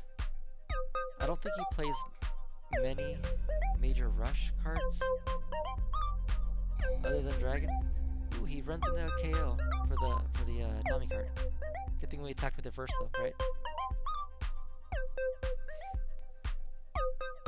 We end the turn by playing 10 cost Linlin, putting us to 3 life, the opponent down to 1 life. So he has the Sanji and the Monkey D. Dragon to start the turn, 2 9k swings, and his leader Marco with his 10 Dawn. So he could put everything on all 3 characters and get all 3 of my life. He could have a rush card, another Dragon. Another Dragon would be rush. He could run the Luffy, 6 cost Luffy. Was it 5? 5 cost, 6,000 power Luffy? I think that's right. But I doubt that. He might have another Dragon though, so expect another 8,000 power swing. 9,000 power swing?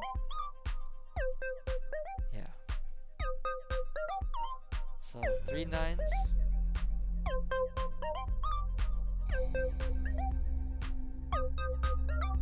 Then an 8 would be the 4 swings, so I would have to counter out of the 8, which I can do with the 2 2Ks in hand.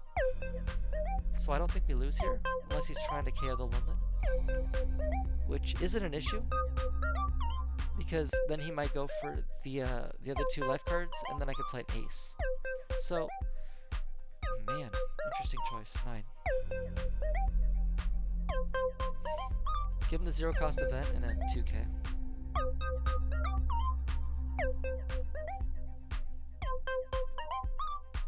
We won't block out of this one. We'll play the Kikunoja off of our 3rd life. 2 life remaining. He has 1 swing remaining. 3 Dawn. He swings 9 Sanji into my 5k leader. I'll take it. Thunderbolt hits nothing. 1 life left. So we have a 5, a 3, a 6, and a 12. They have 3 Dawn standing. Are those 9? Are those 9k counters? Sorry, I'm thinking about the 4k plus the 5 on his leader. So the Radical Beam would give him a total of 9. 3 times.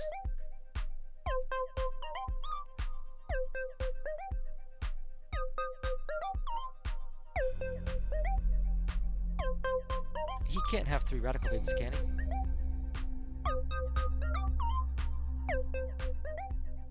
Do we go for board here?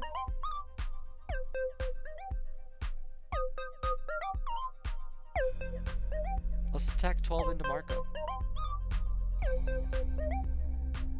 Sometimes it's not. It's good to not overthink these things. So we'll give him the 6k.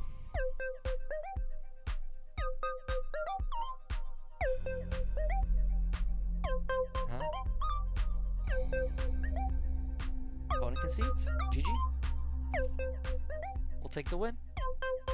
You're allowed to forfeit. Here's a Nami game for you guys. So, Nami is a very fun matchup for us.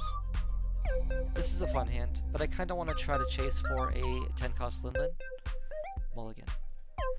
Linlin is a very good card in this matchup because you take one of their life for free on a turn where they have a lot of Dawn standing, and it really nullifies their turn.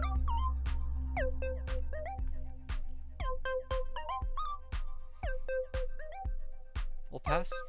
So Nami wants to be a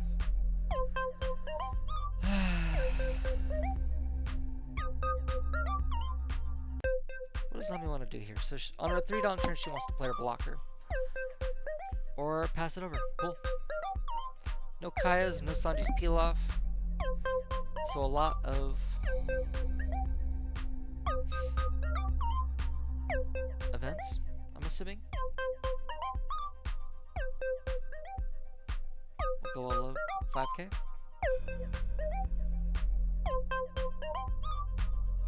Play a 4 cost Nekamamushi and pass it over. Start using the Nekamamushi to attack into characters on the board if we need to. I like this Nami card. I might make it a 4 of in this deck. We'll see.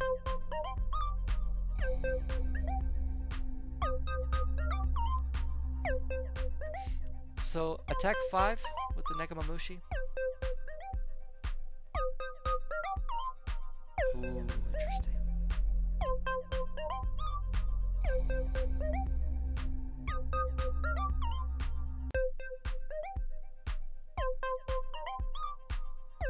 We'll play another Nekamamushi. We'll take our top life. One of the awesome effects of this leader is that you can start taking life, start cycling stuff that you don't need from your hand onto life, as if it's a spare resource pile. It's something that's pretty exclusive to Yellow Linlin versus Nami. It's pretty fun.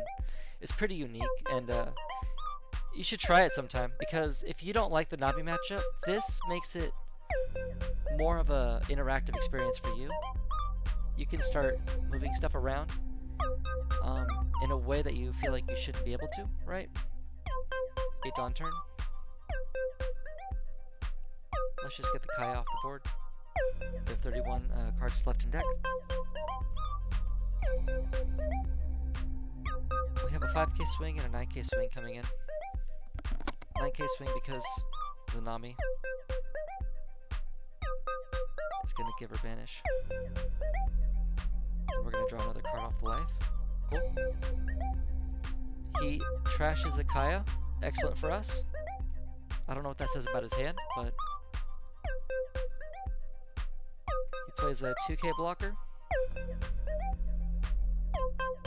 We are at our 10 Dawn turn, but we don't really need to do anything but swing to the blocker at the moment.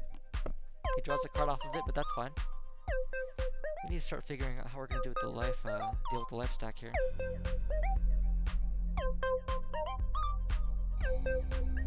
So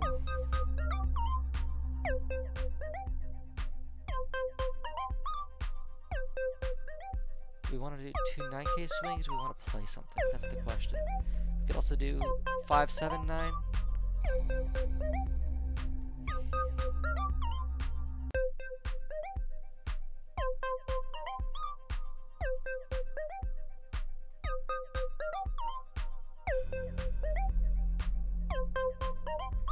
Here's what we're going to do. We're going to do 5. We're going to treat the Frankie as a 4-cost 5,000 powered body. We're going to get it on the board. But we're also going to swing 9K to the Nami. I should have put the Dawn on the Linlin to get the leader effect. Just saying.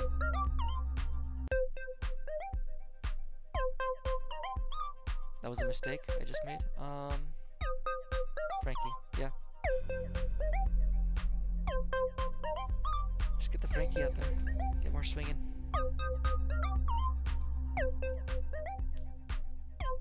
Kaya, that's fine.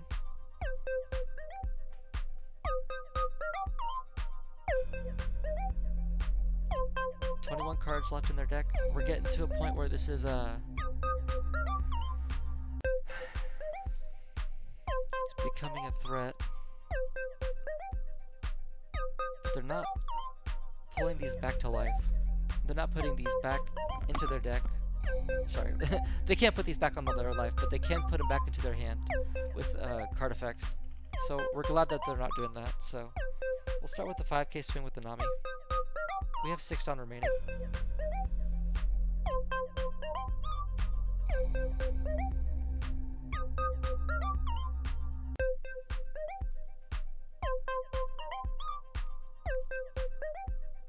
We're gonna go 7. Take the top of life.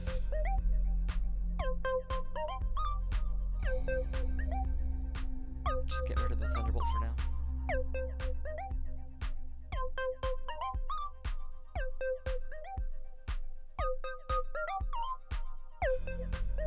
We're gonna attack 5 and 9.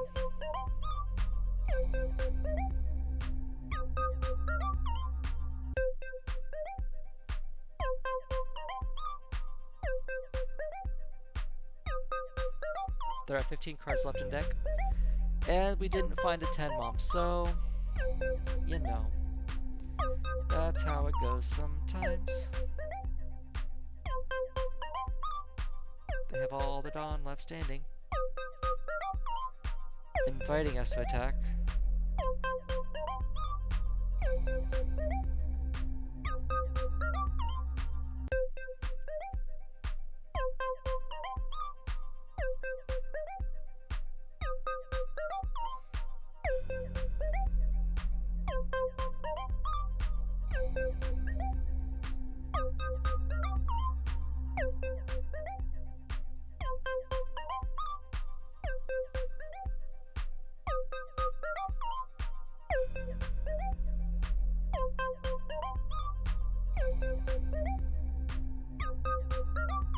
Oh, I should have taken bottom.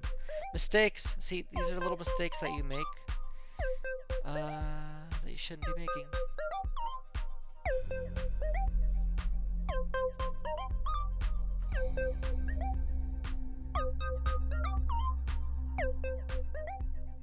In the grand scheme of things, these little things are what leads to a victory for the Nami player.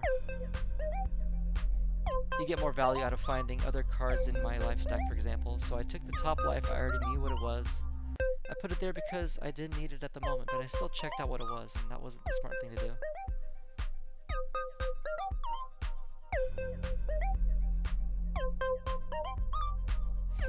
They're at 8 cards left in deck, no life. Sanji's peel off puts him down to 6 cards in deck. Playing a Kaya puts him down to 4 cards left in deck. They trash a Boa Sandra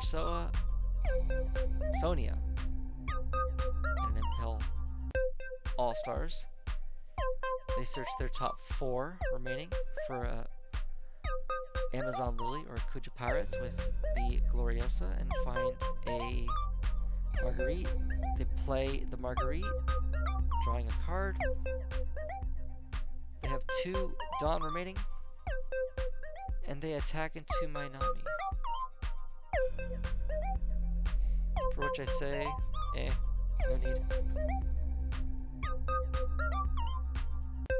But here, I mean, they have it, right? They use the effect on this next attack no matter what.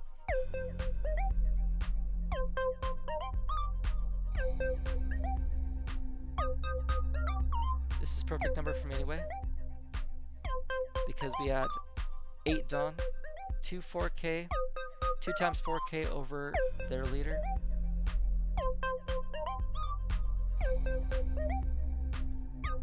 And yeah.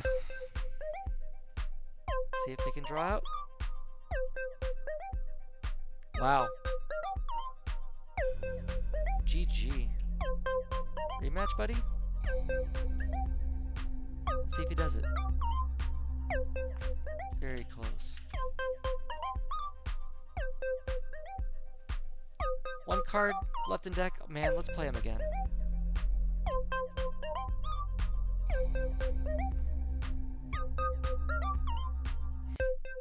Those little mistakes put us that close to the finish line. It's kind of nerve-wracking. So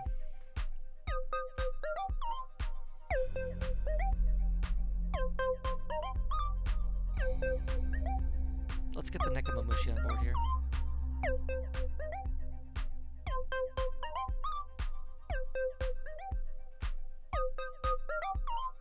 He blocks with the Marguerite instead of using any counter in hand, but he plays the Kaya.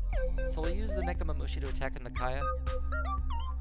Attack into it and probably KO it. Oh no, they'll play the Marguerite. Okay, so here we will play the 5-cost Nami.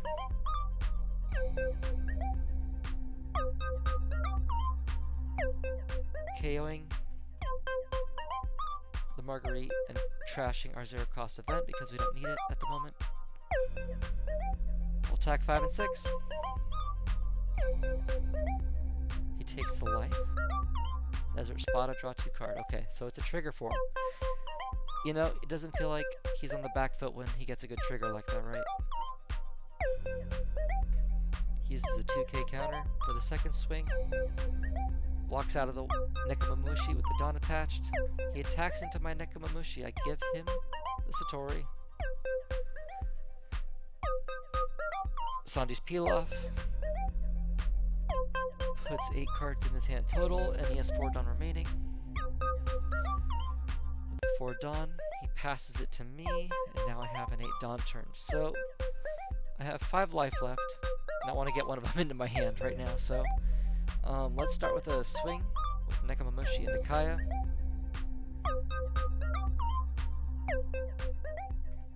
And let's go a 9K swing into Nami with Vanish after this Nami swing.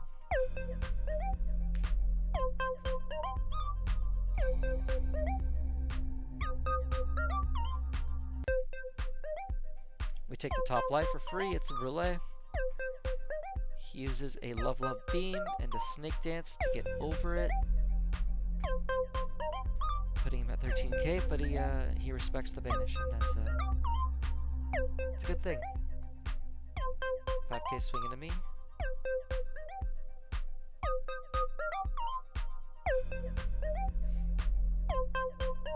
Not bad.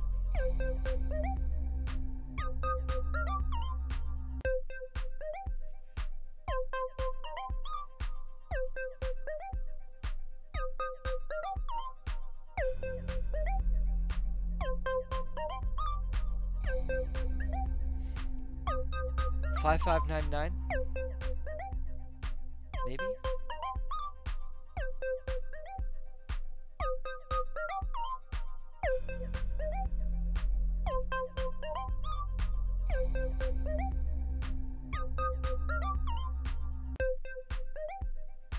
He has 4 Dawn remaining and I don't want to attack into him anymore.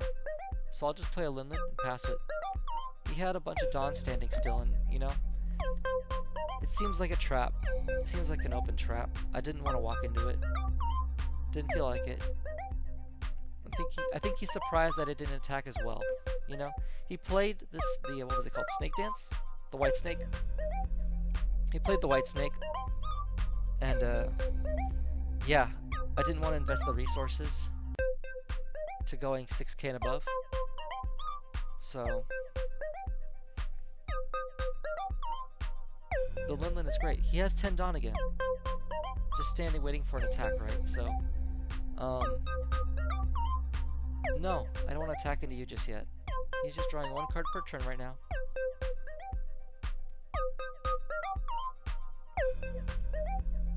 We'll just play another Linlin, stack up a little bit, not attack at all. See what happens, right? He can't use all these cards on 1 turn, right?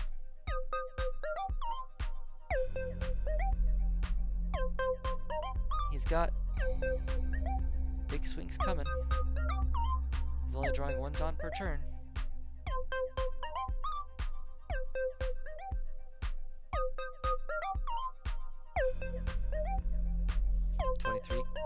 Cards in deck, now 22.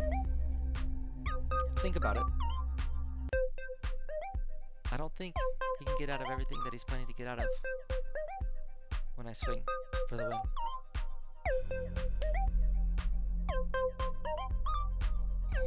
Soul Focus? He'll just give me another one, so no reason to do that. We want to swing efficiently. 13, 13, 13, if we can help it. So 1, 1, 3, 5. So we'll swing 5, 6, 9, 13s. 5.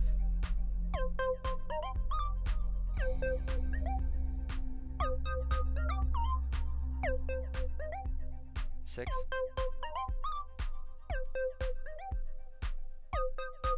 9.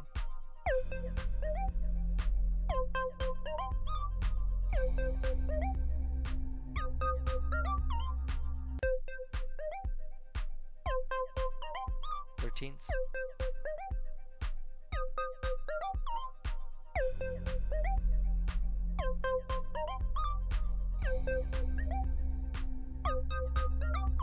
15 cards in deck.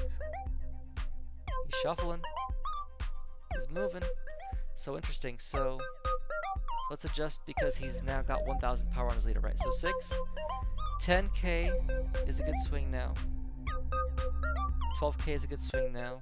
So 12, 14. 12. 14. Right? Because we want to go +4 or +6 or +8 in accordance to what his leader is. So even numbers are now more appropriate given his leader status. So now he's back to 5,000 power leader. He'll draw 2 because of the Kaya, 9 Dawn left.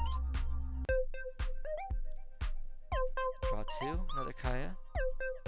9 cards left in deck, 3 cards left in hand. He swings into my Nami. I gave him a Satori in case he places a blocker. Because I have the Luffy in hand. Actually, I don't have enough. I'm not low enough in life to deal with that issue, so yeah. Treat the opponent respectfully. 13k swings coming in, buddy.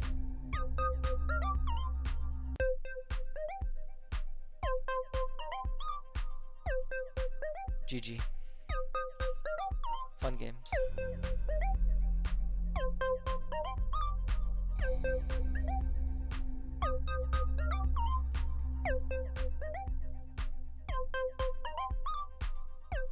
He's a good sport. He was just messaging me telling me that he doesn't like Tenmom, and I get it. That's why I was looking for it at the beginning of the first game too. Opponent chose to go second, but we have a Linlin, so we'll keep it in hand.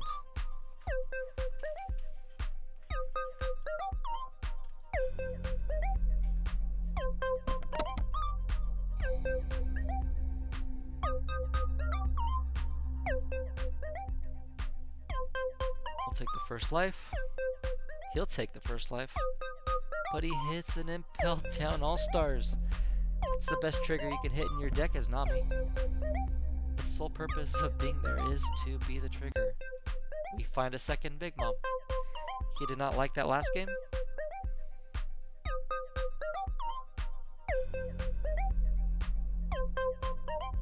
He'll use the blocker on this swing, so probably need to play something out anyway. So let's swing 5. We'll play out the Luffy. 5 down turn. That's why you have 5 cost characters in your deck, even if you're an even deck. Good value.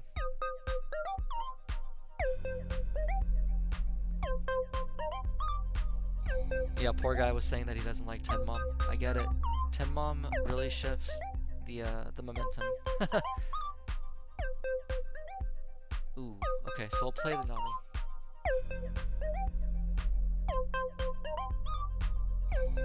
What are we getting rid of? Probably a 2K.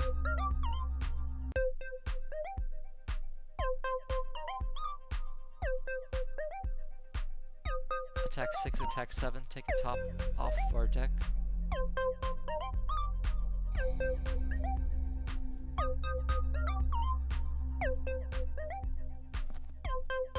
Playing the Luffy fills up the entire 5 down turn, but once you get it out against the Nami, it's good. It's good to have on the board.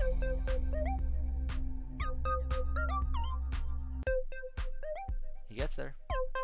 Good value. He's getting good value out of his blocks and counters. I'm playing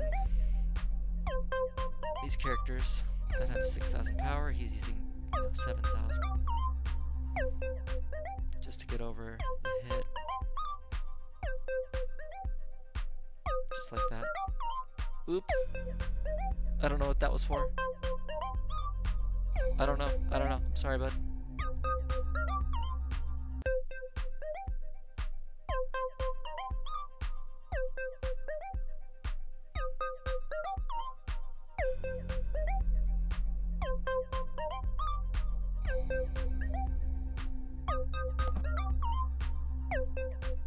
Three Dawn on Luffy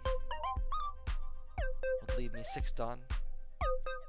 So 5k swing, a 9k swing, and then a 9k swing with Banish if he doesn't see it coming would be great.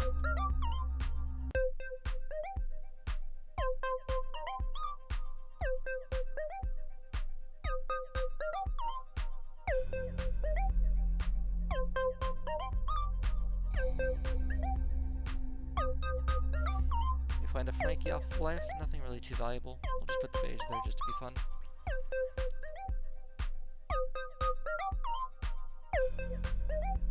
Okay, what you doing there? Why is he plus 2,000? Desert Spada? Okay. Placing cards on top of deck.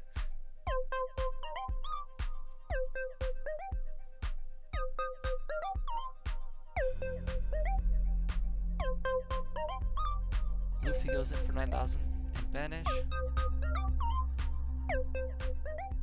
He plays a Snake Dance and tosses an Apis and says, ow.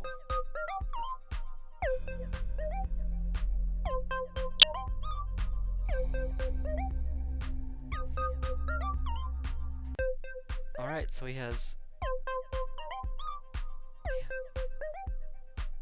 Marguerite.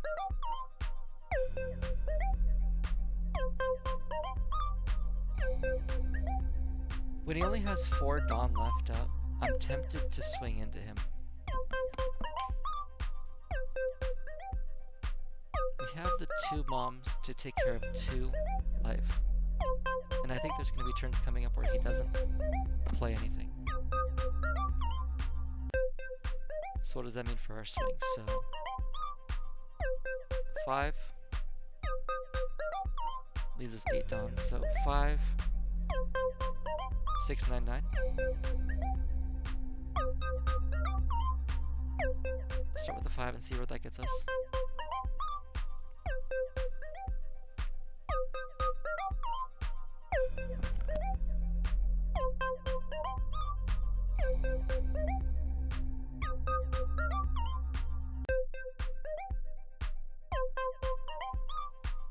This guy's been a good sport, yeah. These matches have been fun.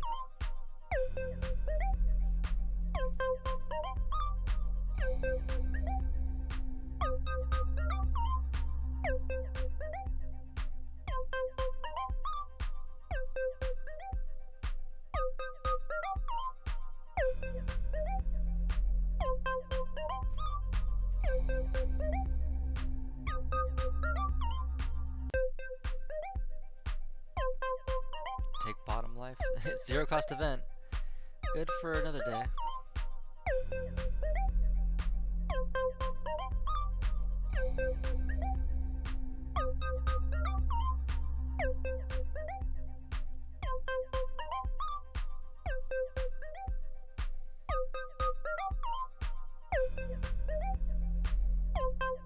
He had enough Dawn for everything. That's good for him.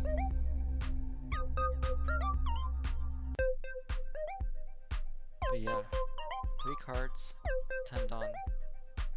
Stop that.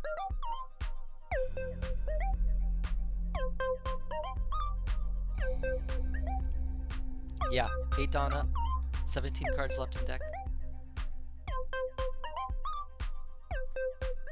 I'll just pass it over, not make you use more cards. See, there it is again. Pass it back over after doing another Linlin. So there was 2 turns in a row right there, if you didn't see it, where he only drew for his turn, and I played 2 Linlins and took 2 life. So now he has 4 cards in hand, 9 Dawn up. And I could just do it again with an ace, and I just might.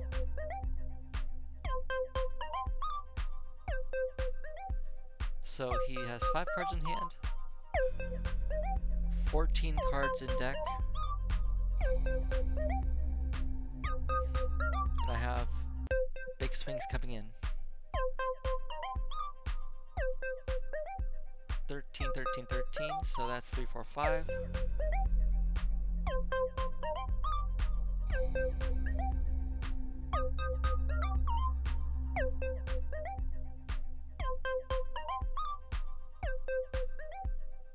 Five, 6.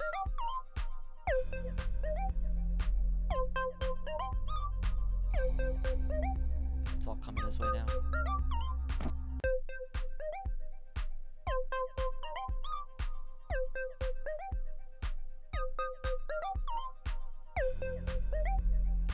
Just make it a 7K.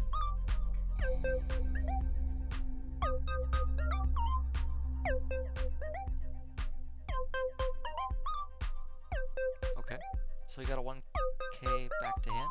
Yep.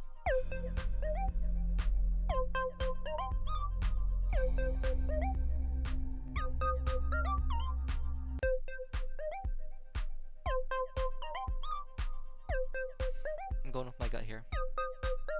10K swing.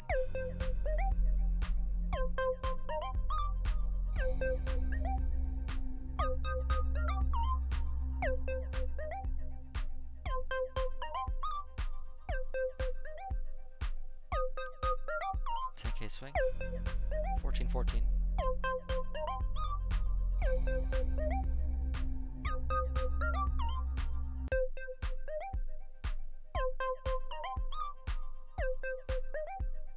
He drew the Gloriosa. I knew that was the extra 1K. So if you just change the numbers a little bit, hopefully it gets us there.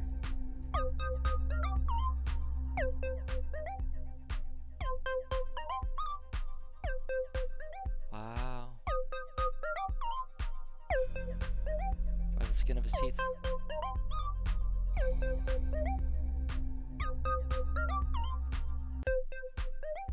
No! Oh, he didn't want to draw. Nonetheless, well, thank you. Oof. So we'll just go +4, +4, +4, +4, so 5, 9, 13, 17, 21. That's 9.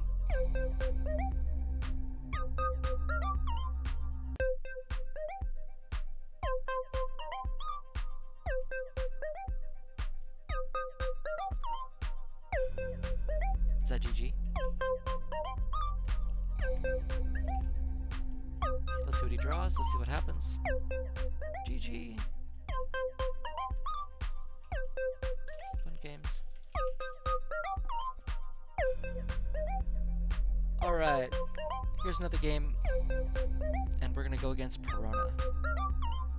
We'll take that. Hopefully these 2Ks help out later. I like the Linlin.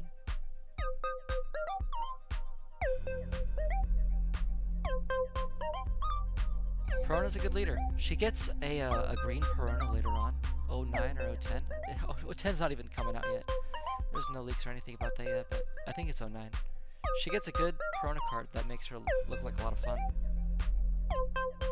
Nah.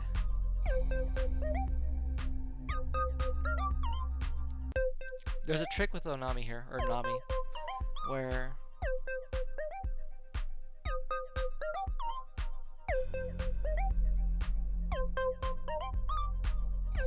yeah, let's play a Brûlé this turn. Sorry, I was thinking about what I want to do there. I'm happy he took that, wow. I like it when he's at 3 life.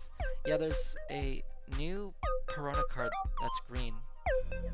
It's a searcher card, I believe. That's really good in this deck. And I'm excited about that 4 cost, 7,000 power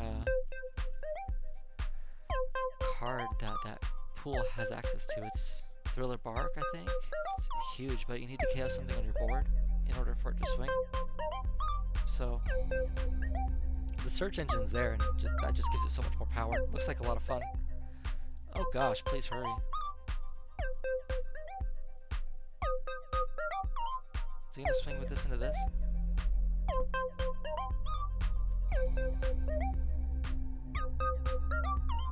I mean, when I have 16 minutes, I get to use how I want. I get to decide how I want to use them, so just respectfully speaking there. But I get it, like, I'll always speed up if I can help it, but, you know, just speaking for myself there.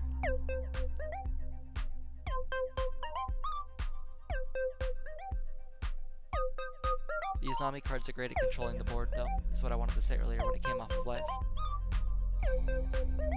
If you need to use the trigger, it's better to have it in hand, because when you play it out, you have the body on the board, as well as the effect.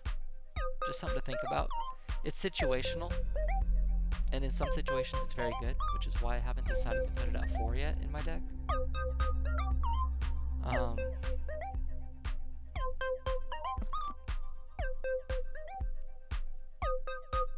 Let's see here. So they're KO immune, so let's just go a big 9 and 9 into them.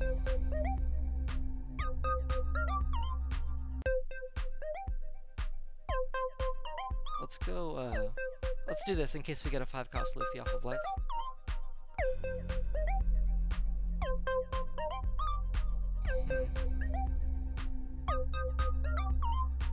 Is the beige worth it? Jesus!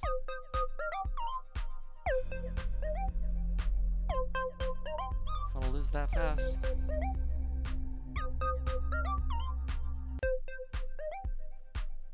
Hurry up. Okay.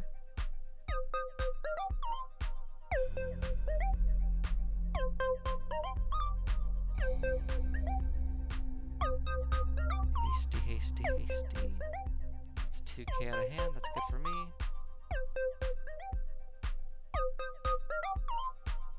Reveal Momo, reveal Momo. Oh my god, what is he doing? The army of Momos. Help us.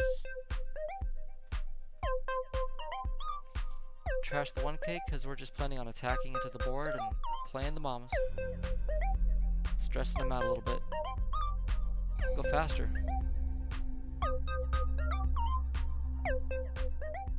He wants us to go faster, we'll go faster. But man.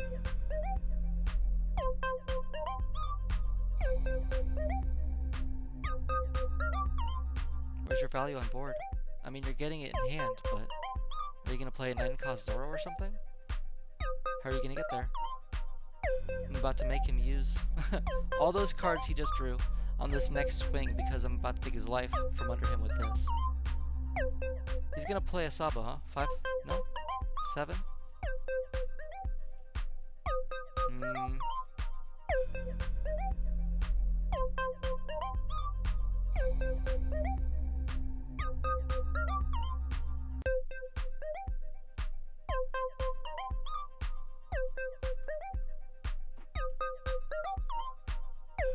Okay, so that's fair. So he's gonna play that.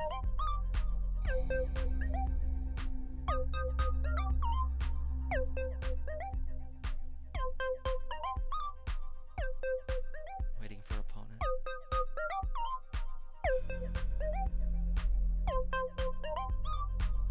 I hurry for you. Just for you. Only for you.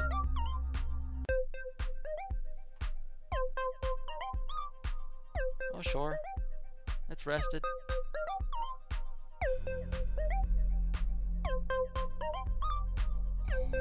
Here he comes. The dead man himself. Oh, wait. No, it's her. The cute girl. No. No. I guess dead man stays.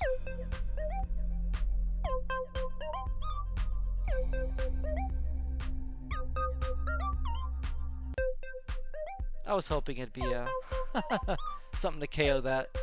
Gotta hurry. Gotta hurry.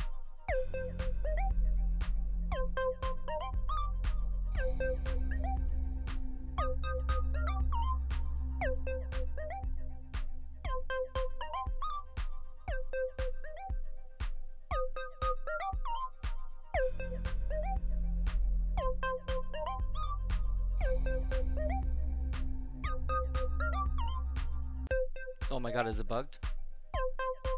He's gonna get so tilted. It might be bugged. Oh my god.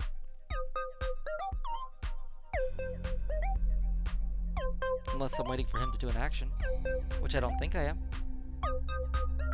Alright, it'd be right here. Buddy. Uh-huh. You tell me to hurry. Yeah. I mean, I'm not in a hurry, but speak for yourself.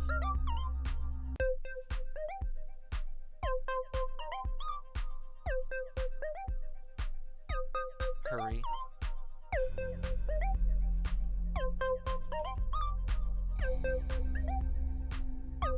Alright, we got a boa. Boa takes advantage of the Warlord's package. Warlord's package is very strong. Bottom decking. Very good. Very good against Kikunojo. Hello, Kikunojo. She's also a 5-life leader, so it's harder to get her to the point where we need these, but by the time we play these and need these, they'll be bottom decked. So we'll get something else. This is good. This is good board control with the Nami. I might even trash the Kikunojo for it, for the effect of the Nami. We'll see what they play later. We'll pass on the first turn. Hopefully play an O-Nami on this next go.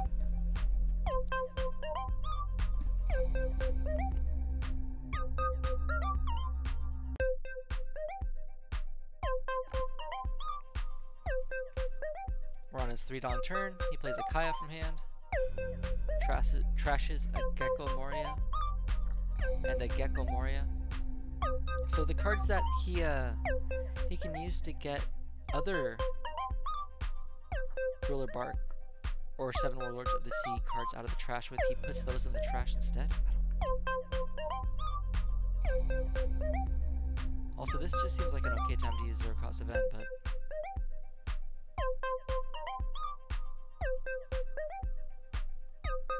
I'm in a fun mood. Let's do it.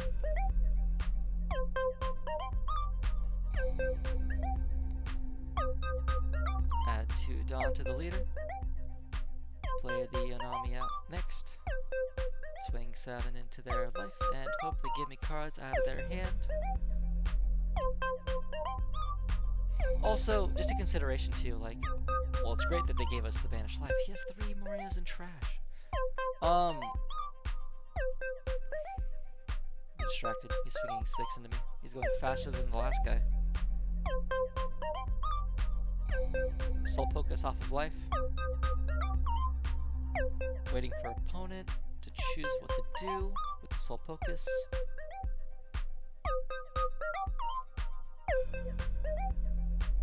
He opts to put it back on my life stack. Started my 6-Dawn turn. And I want to play the Nami out to KO this 6,000 power character. We can trash the Thunderbolt. First we'll swing with 6,000 power into their leader.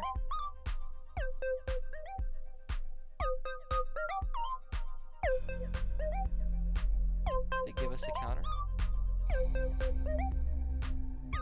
Deploy the Nami, trash the Thunderbolt, get rid of the biggest character. We were at 3 cards in hand when we did that, so we drew a card.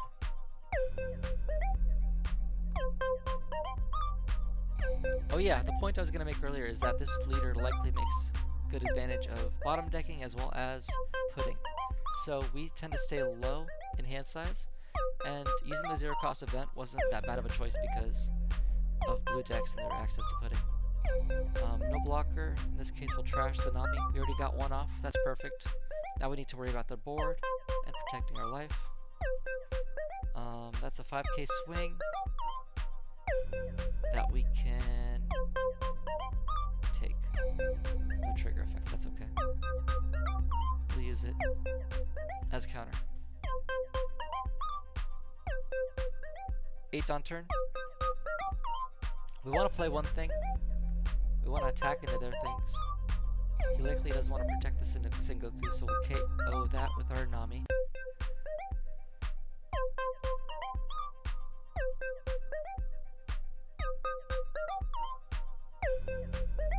You could either play the Nekomamushi or the Luffy, but we can't play both. So we'll probably do 2 7k swings into their board, and then play the Nekomamushi.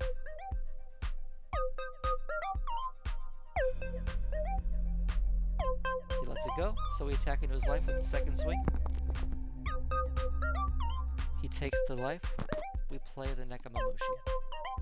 This Luffy is acting as a 1k counter for now, since we have 4 life. He's going to focus our board, likely, or bottom deck it. But see what I mean? If we had a Kikunojo out here, it would likely get bottom decked. I'm assuming these are going to get bottom decked soon as well, so no reason to keep too much attachment to these, as well as the Linlin if he tends to bottom deck that with his, what is it, 6,000 or 6 cost event.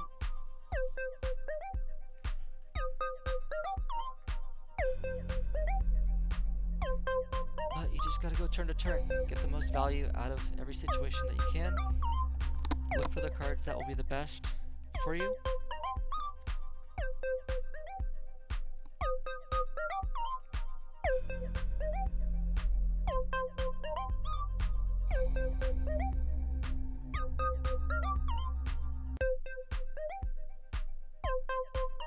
But yeah, this is a tough matchup. The Warlord's package is very strong because it goes wide. This is the case that's made for why we need the 4th Nami in the deck.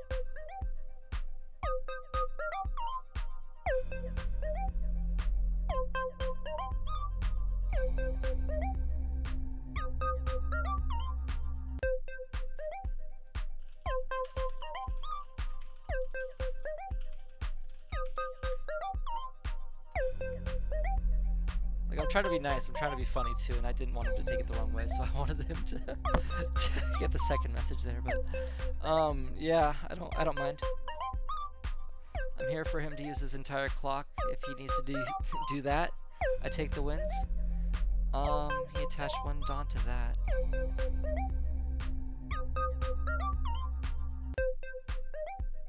$6k, 6k, 6k. Don't attack.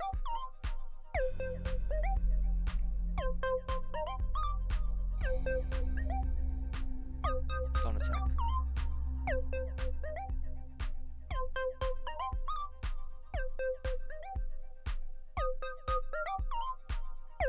Alright, so we want to play the Nekomamushi. We want to play the Brule. We want this one to swing in.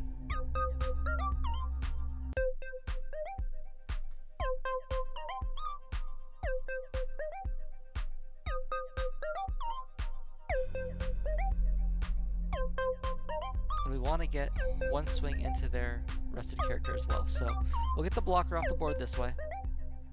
We'll get one card out of their hand this way.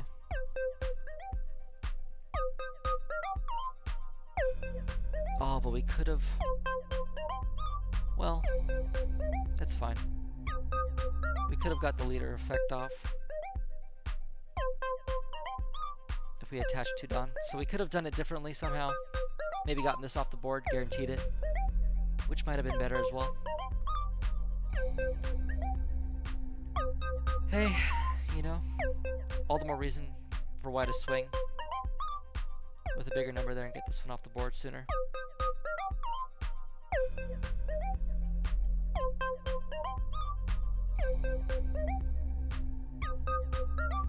Let the cards back in hand become counter.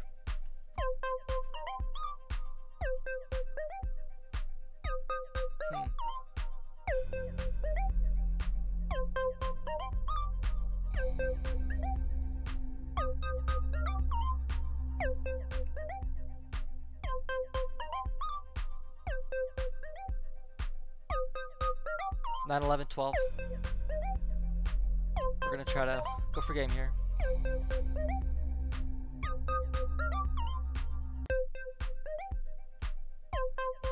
I don't know if they have enough counter. They don't have a blocker. But they might draw into something. They have a lot of cards. Their triggers don't do anything to this.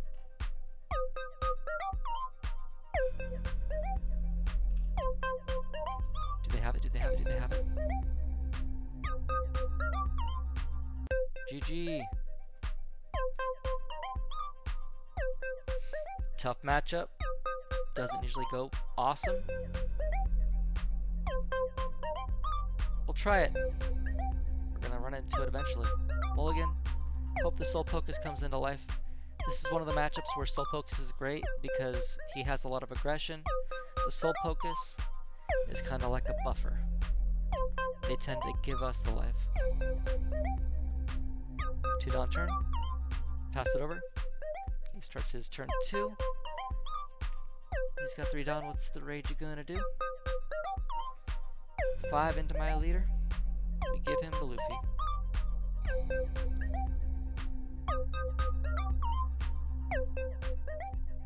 Portia comes out. They don't find anything to draw from the search. They deploy Chopper. So they get some value out of the play. They get a Dawn back for the Dawn -1 from the Chopper. You know, Portia minuses 1. Chopper gives +1. So now they're back at 3 Dawn. I start my turn with 4 Dawn. And I'm gonna swing 5 into them and then play the Nekomamushi and pass it over. They block out with the Chopper. So not bad value for them. They start their third turn.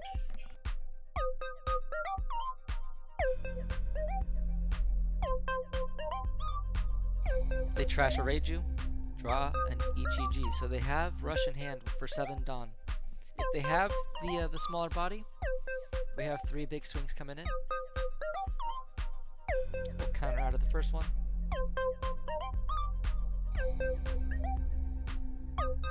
We'll counter out of the second one. We won't counter out of the second one. He added a second Dawn, so he has a 7k swing. Coming in. It's a beige. He instead decides to use the small Reiju body to play the bigger one, draw some cards. He's now got 7 cards in hand. 4 Dawn. He passes it to me. It's my 6 Dawn turn. We don't really have anything to play, so we're going to focus on his board. We're going to go 2 8k swings into their bodies on board.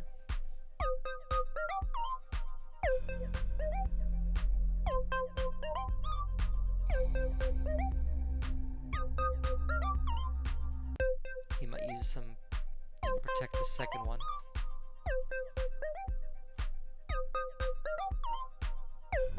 No, he lets both bodies go off the board. I have the Nekomamushi rested to end my turn. He has 6 Dawn to start his turn. He has 8 cards in hand, so he's definitely gonna play some rush, some aggression here. He reduces the cost of my Nekomamushi by playing the EGG, the big boy. He has 2 standing Dawn still, so he has 1 attached to the Reiju, 6 in the 3. His leader takes out my... do I give it free? Yeah, I don't want to give 2 cards out of hand for it. AK swing into my leader, bring me down to 3 life. I get a Satori. I have a lot of 2Ks in a 0 cost event, so I'll play it out. I'll use a 0 cost event to play it out. He doesn't expect it. It's not like I had a major game plan for my 8 Dawn turn, so let's aggress onto his EGG.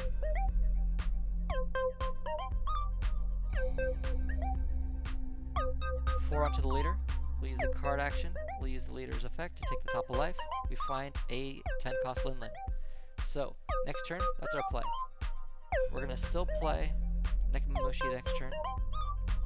We'll put a beige onto life.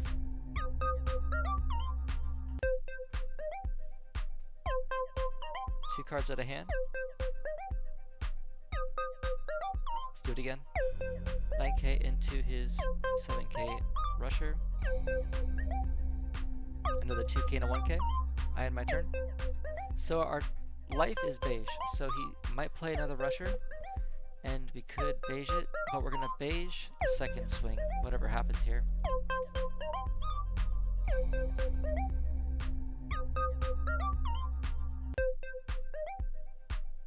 Perfect. So, we nullify one of the attacks for the turn. We still might see another rusher though, so we're protected with the 0 cost event, we're protected with the 2 2Ks in hand. We're trying to protect our life as much as we can and play a big body next turn. The other option is we have the ace. We take the life, we rush with the ace. So, options. He has 2 Dawn left. After playing the bigger Reiju off of the smaller Reiju,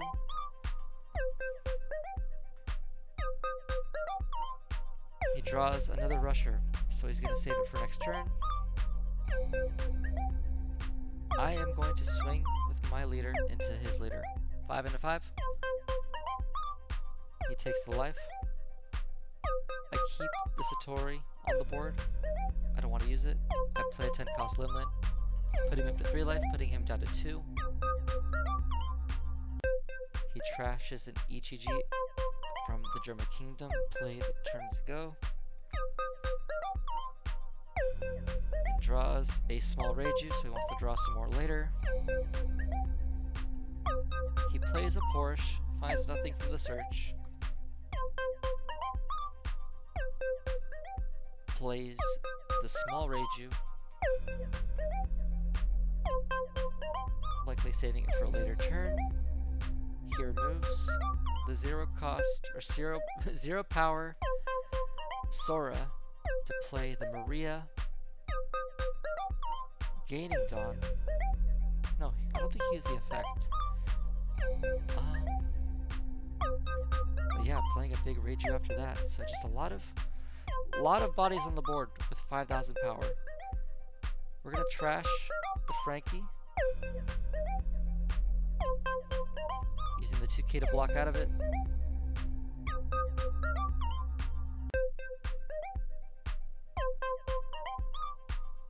He attacks with another 6k. We use a Frankie to block out of it. He gives us a 7k swing. There's a case to be made to go for game next turn.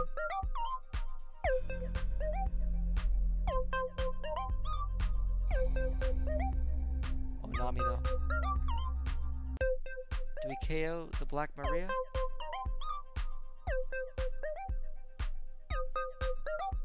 It already gave them the Dawn. Do we KO the Porsche? Another swing.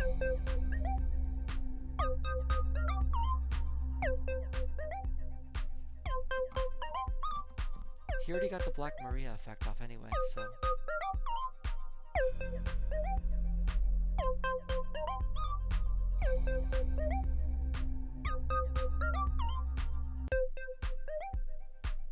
Go into the board with the smaller swings. 5 into 5, the small Reiju. He takes it. Satori, 5k into leader.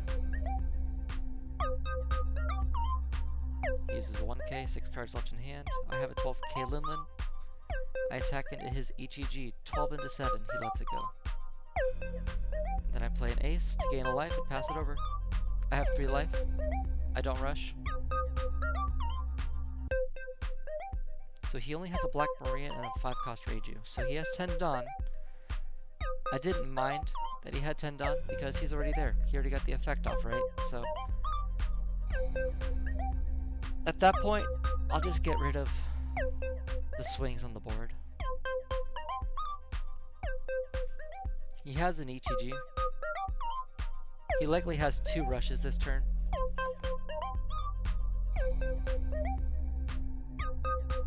We're going to get as much value as we can out of the counter that we have in the hand.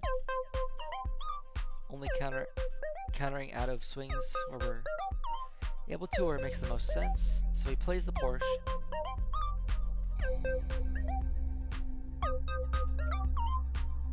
Yeah, we want to use 1k counter when he swings 5. 2k counter when he swings on 6, right? Classic rules. And if we can, we want to protect Big Mom. We just have to see what he does. Where he puts his Dawn. So he has 2 rushers. He's playing his rushers. He's showing us that he's just going to go big into the rushes. So next turn we can go 4 game if we counter out here for the bodies.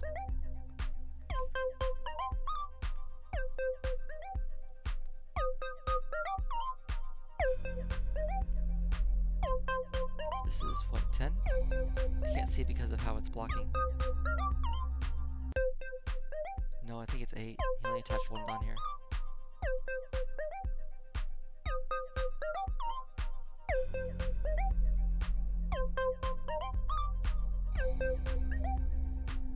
We let that go.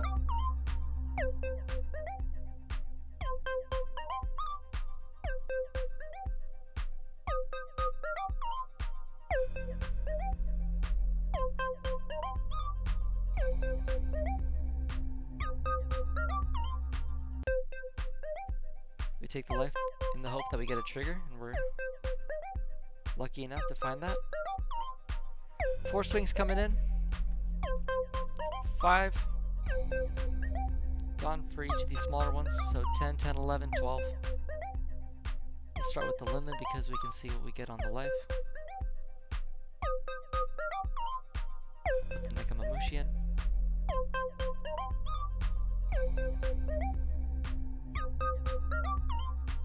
10, 10.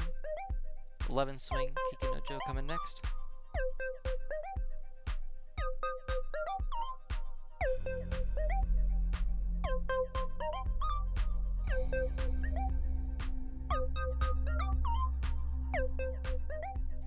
GG.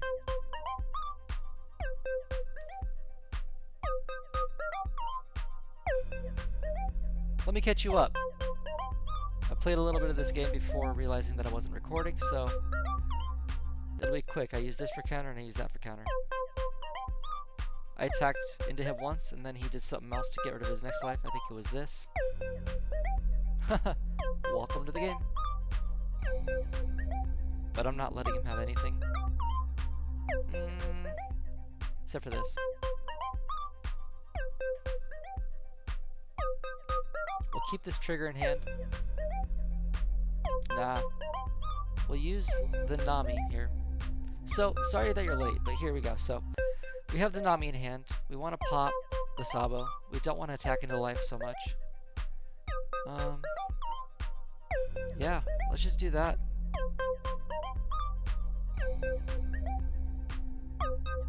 Pass it over. Just get rid of their board as we move along, creating board presence. We had the Nekamamushi on board. That was going to be what we used, or we were going to use to attack into their Sabo, but they popped it, which is fine.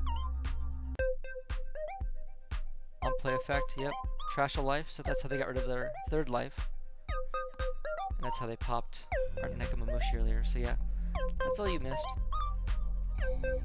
That and the classic, they have a lot of cards in hand because they've been searching. Garp. Sabo.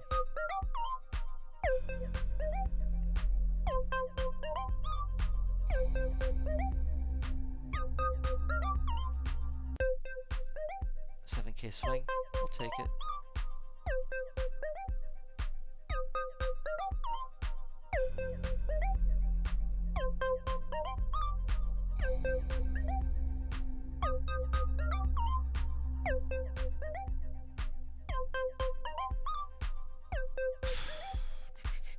Do we attack?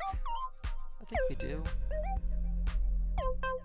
If he wants to go to 0, maybe not. I want to get my leader effect off though. You know? But I don't have to. Just create some more board pressure this way. Get ready for our 10 Dawn turn. He's not getting his value. But if he burns himself down to the bottom of the wick, we have ways to get rid of his valuable cards that he leaves there, you know? He'll put Sabos onto life, maybe leave him there. Who knows? We're not letting him have that for free though. Nope.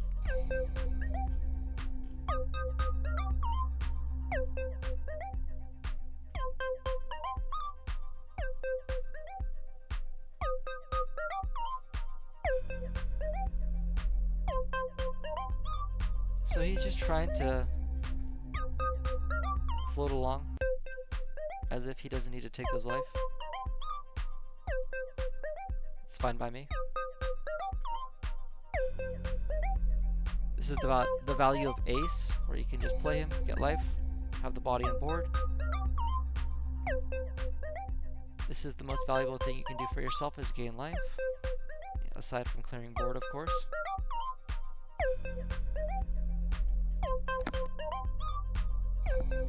Sure.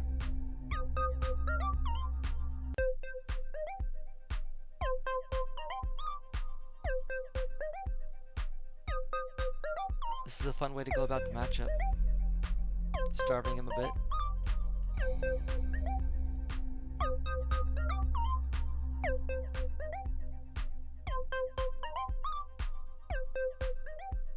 Because if he goes to the last life on our turn, then when it hits his turn, he can just play something for 1 Dawn to take the last life, and it's easy peasy for him. How would I make it easy for him? Give me a 2 cost. 2,000 counter card. Give me something out of your hand.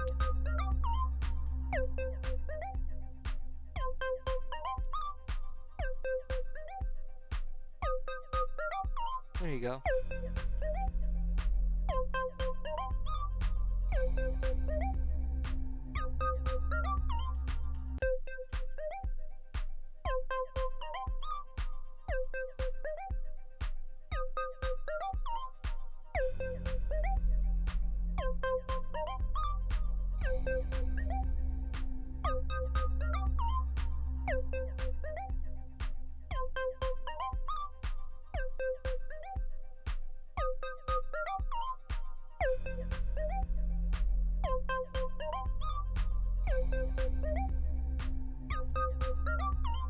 He wants to rush.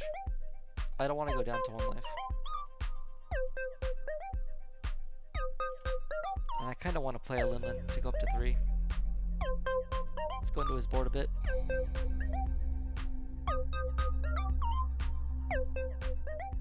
Cancel.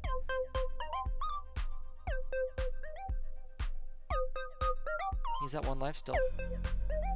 I have 2 aces. Since I have 2 Linlins and 2 aces, I don't mind just playing another ace. I might have been a little too defensive, but at the same time, I don't want to go to 1 life on that last turn. He lets the ace go. He knows he can just play it later. I'll play another ace. The value is good. He only has blockers on the board, and that's fine. That is totally fine. Their effects have worn off.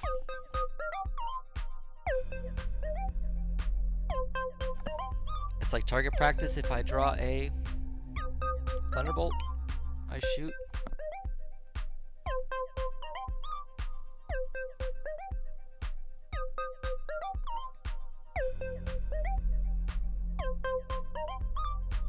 He plays a 2000 power counter to draw his last life and draw a card. He's at 7 Dawn. So he can't play Gecko Morio. That's where your value is, right? It's like playing a card that rests an opponent's Dawn when they're trying to play a 10 cost Linlin or a 10 cost Doflamingo or something, you know, like it's the same kind of value not attacking Luffy, because right now he's in the situation where he has 7 Dawn where he wants to play Moria. So he could play a smaller body from hand in order to play these characters, but you know, he just wants to do more. And we're not letting him. But we're getting value. We're playing characters, we're keeping life up, we're attacking into his bodies. He's letting it go. If he wasn't letting the bodies go, maybe he'd be swinging harder into us and maybe he'd be winning. I don't know. But this is the situation that we're in, where he plays this ace and I get to KO a blocker.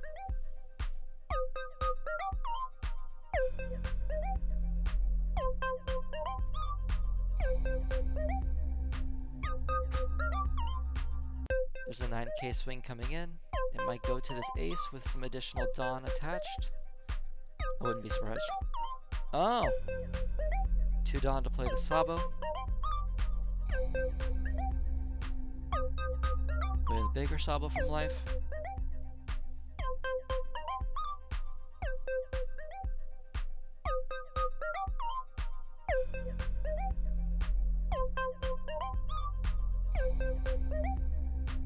Everything is KO immune on his board now. He is an 11k leader, debating on whether to add those extra 3 Dawn or not. He does. Into the ace 14. You got it. You got it, you got it, you got it.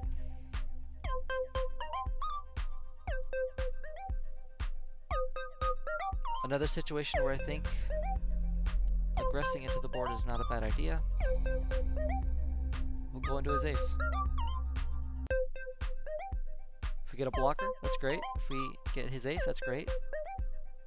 We'll play another 10 cost ace, gain a life. We don't need to play the 10 cost Linlins. This is enough value. But now if he has the Gecko Morio, if he has those Gecko Morias, he's gonna get some good value. It's been long enough. To the point where he can get the small bodies out of trash. They're definitely in there. And he'll be able to play whatever he wants to put on live. So, his choice. I use this to KO a Sabo. He'll likely pull it out of trash. I think that's why he attacked with it first. Or maybe not, who knows?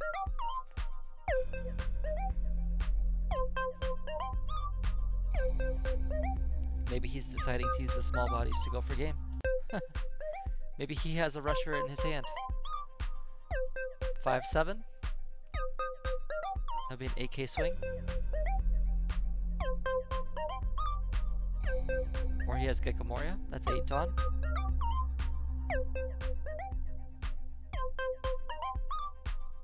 What are you gonna decide to do? 2 Sabos?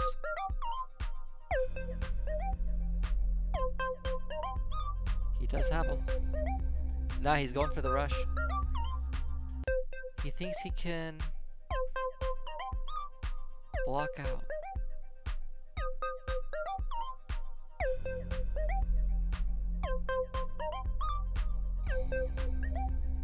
So he thinks he can block out with one blocker.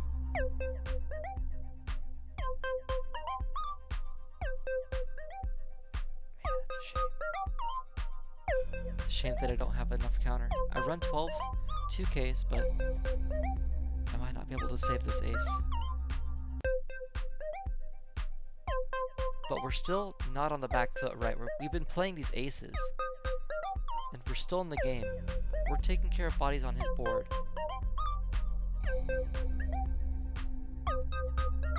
Him attacking us into life protects the ace for the next turn, which is good. Because now we can go big swings, right? 15-15.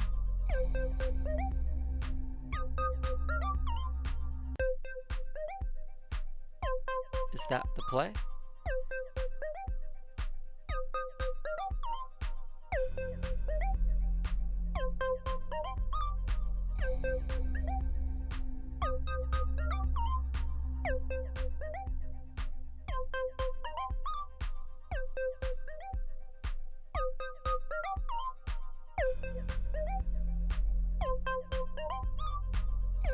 Does he have it? He might. Oh, GG, friend. That was close.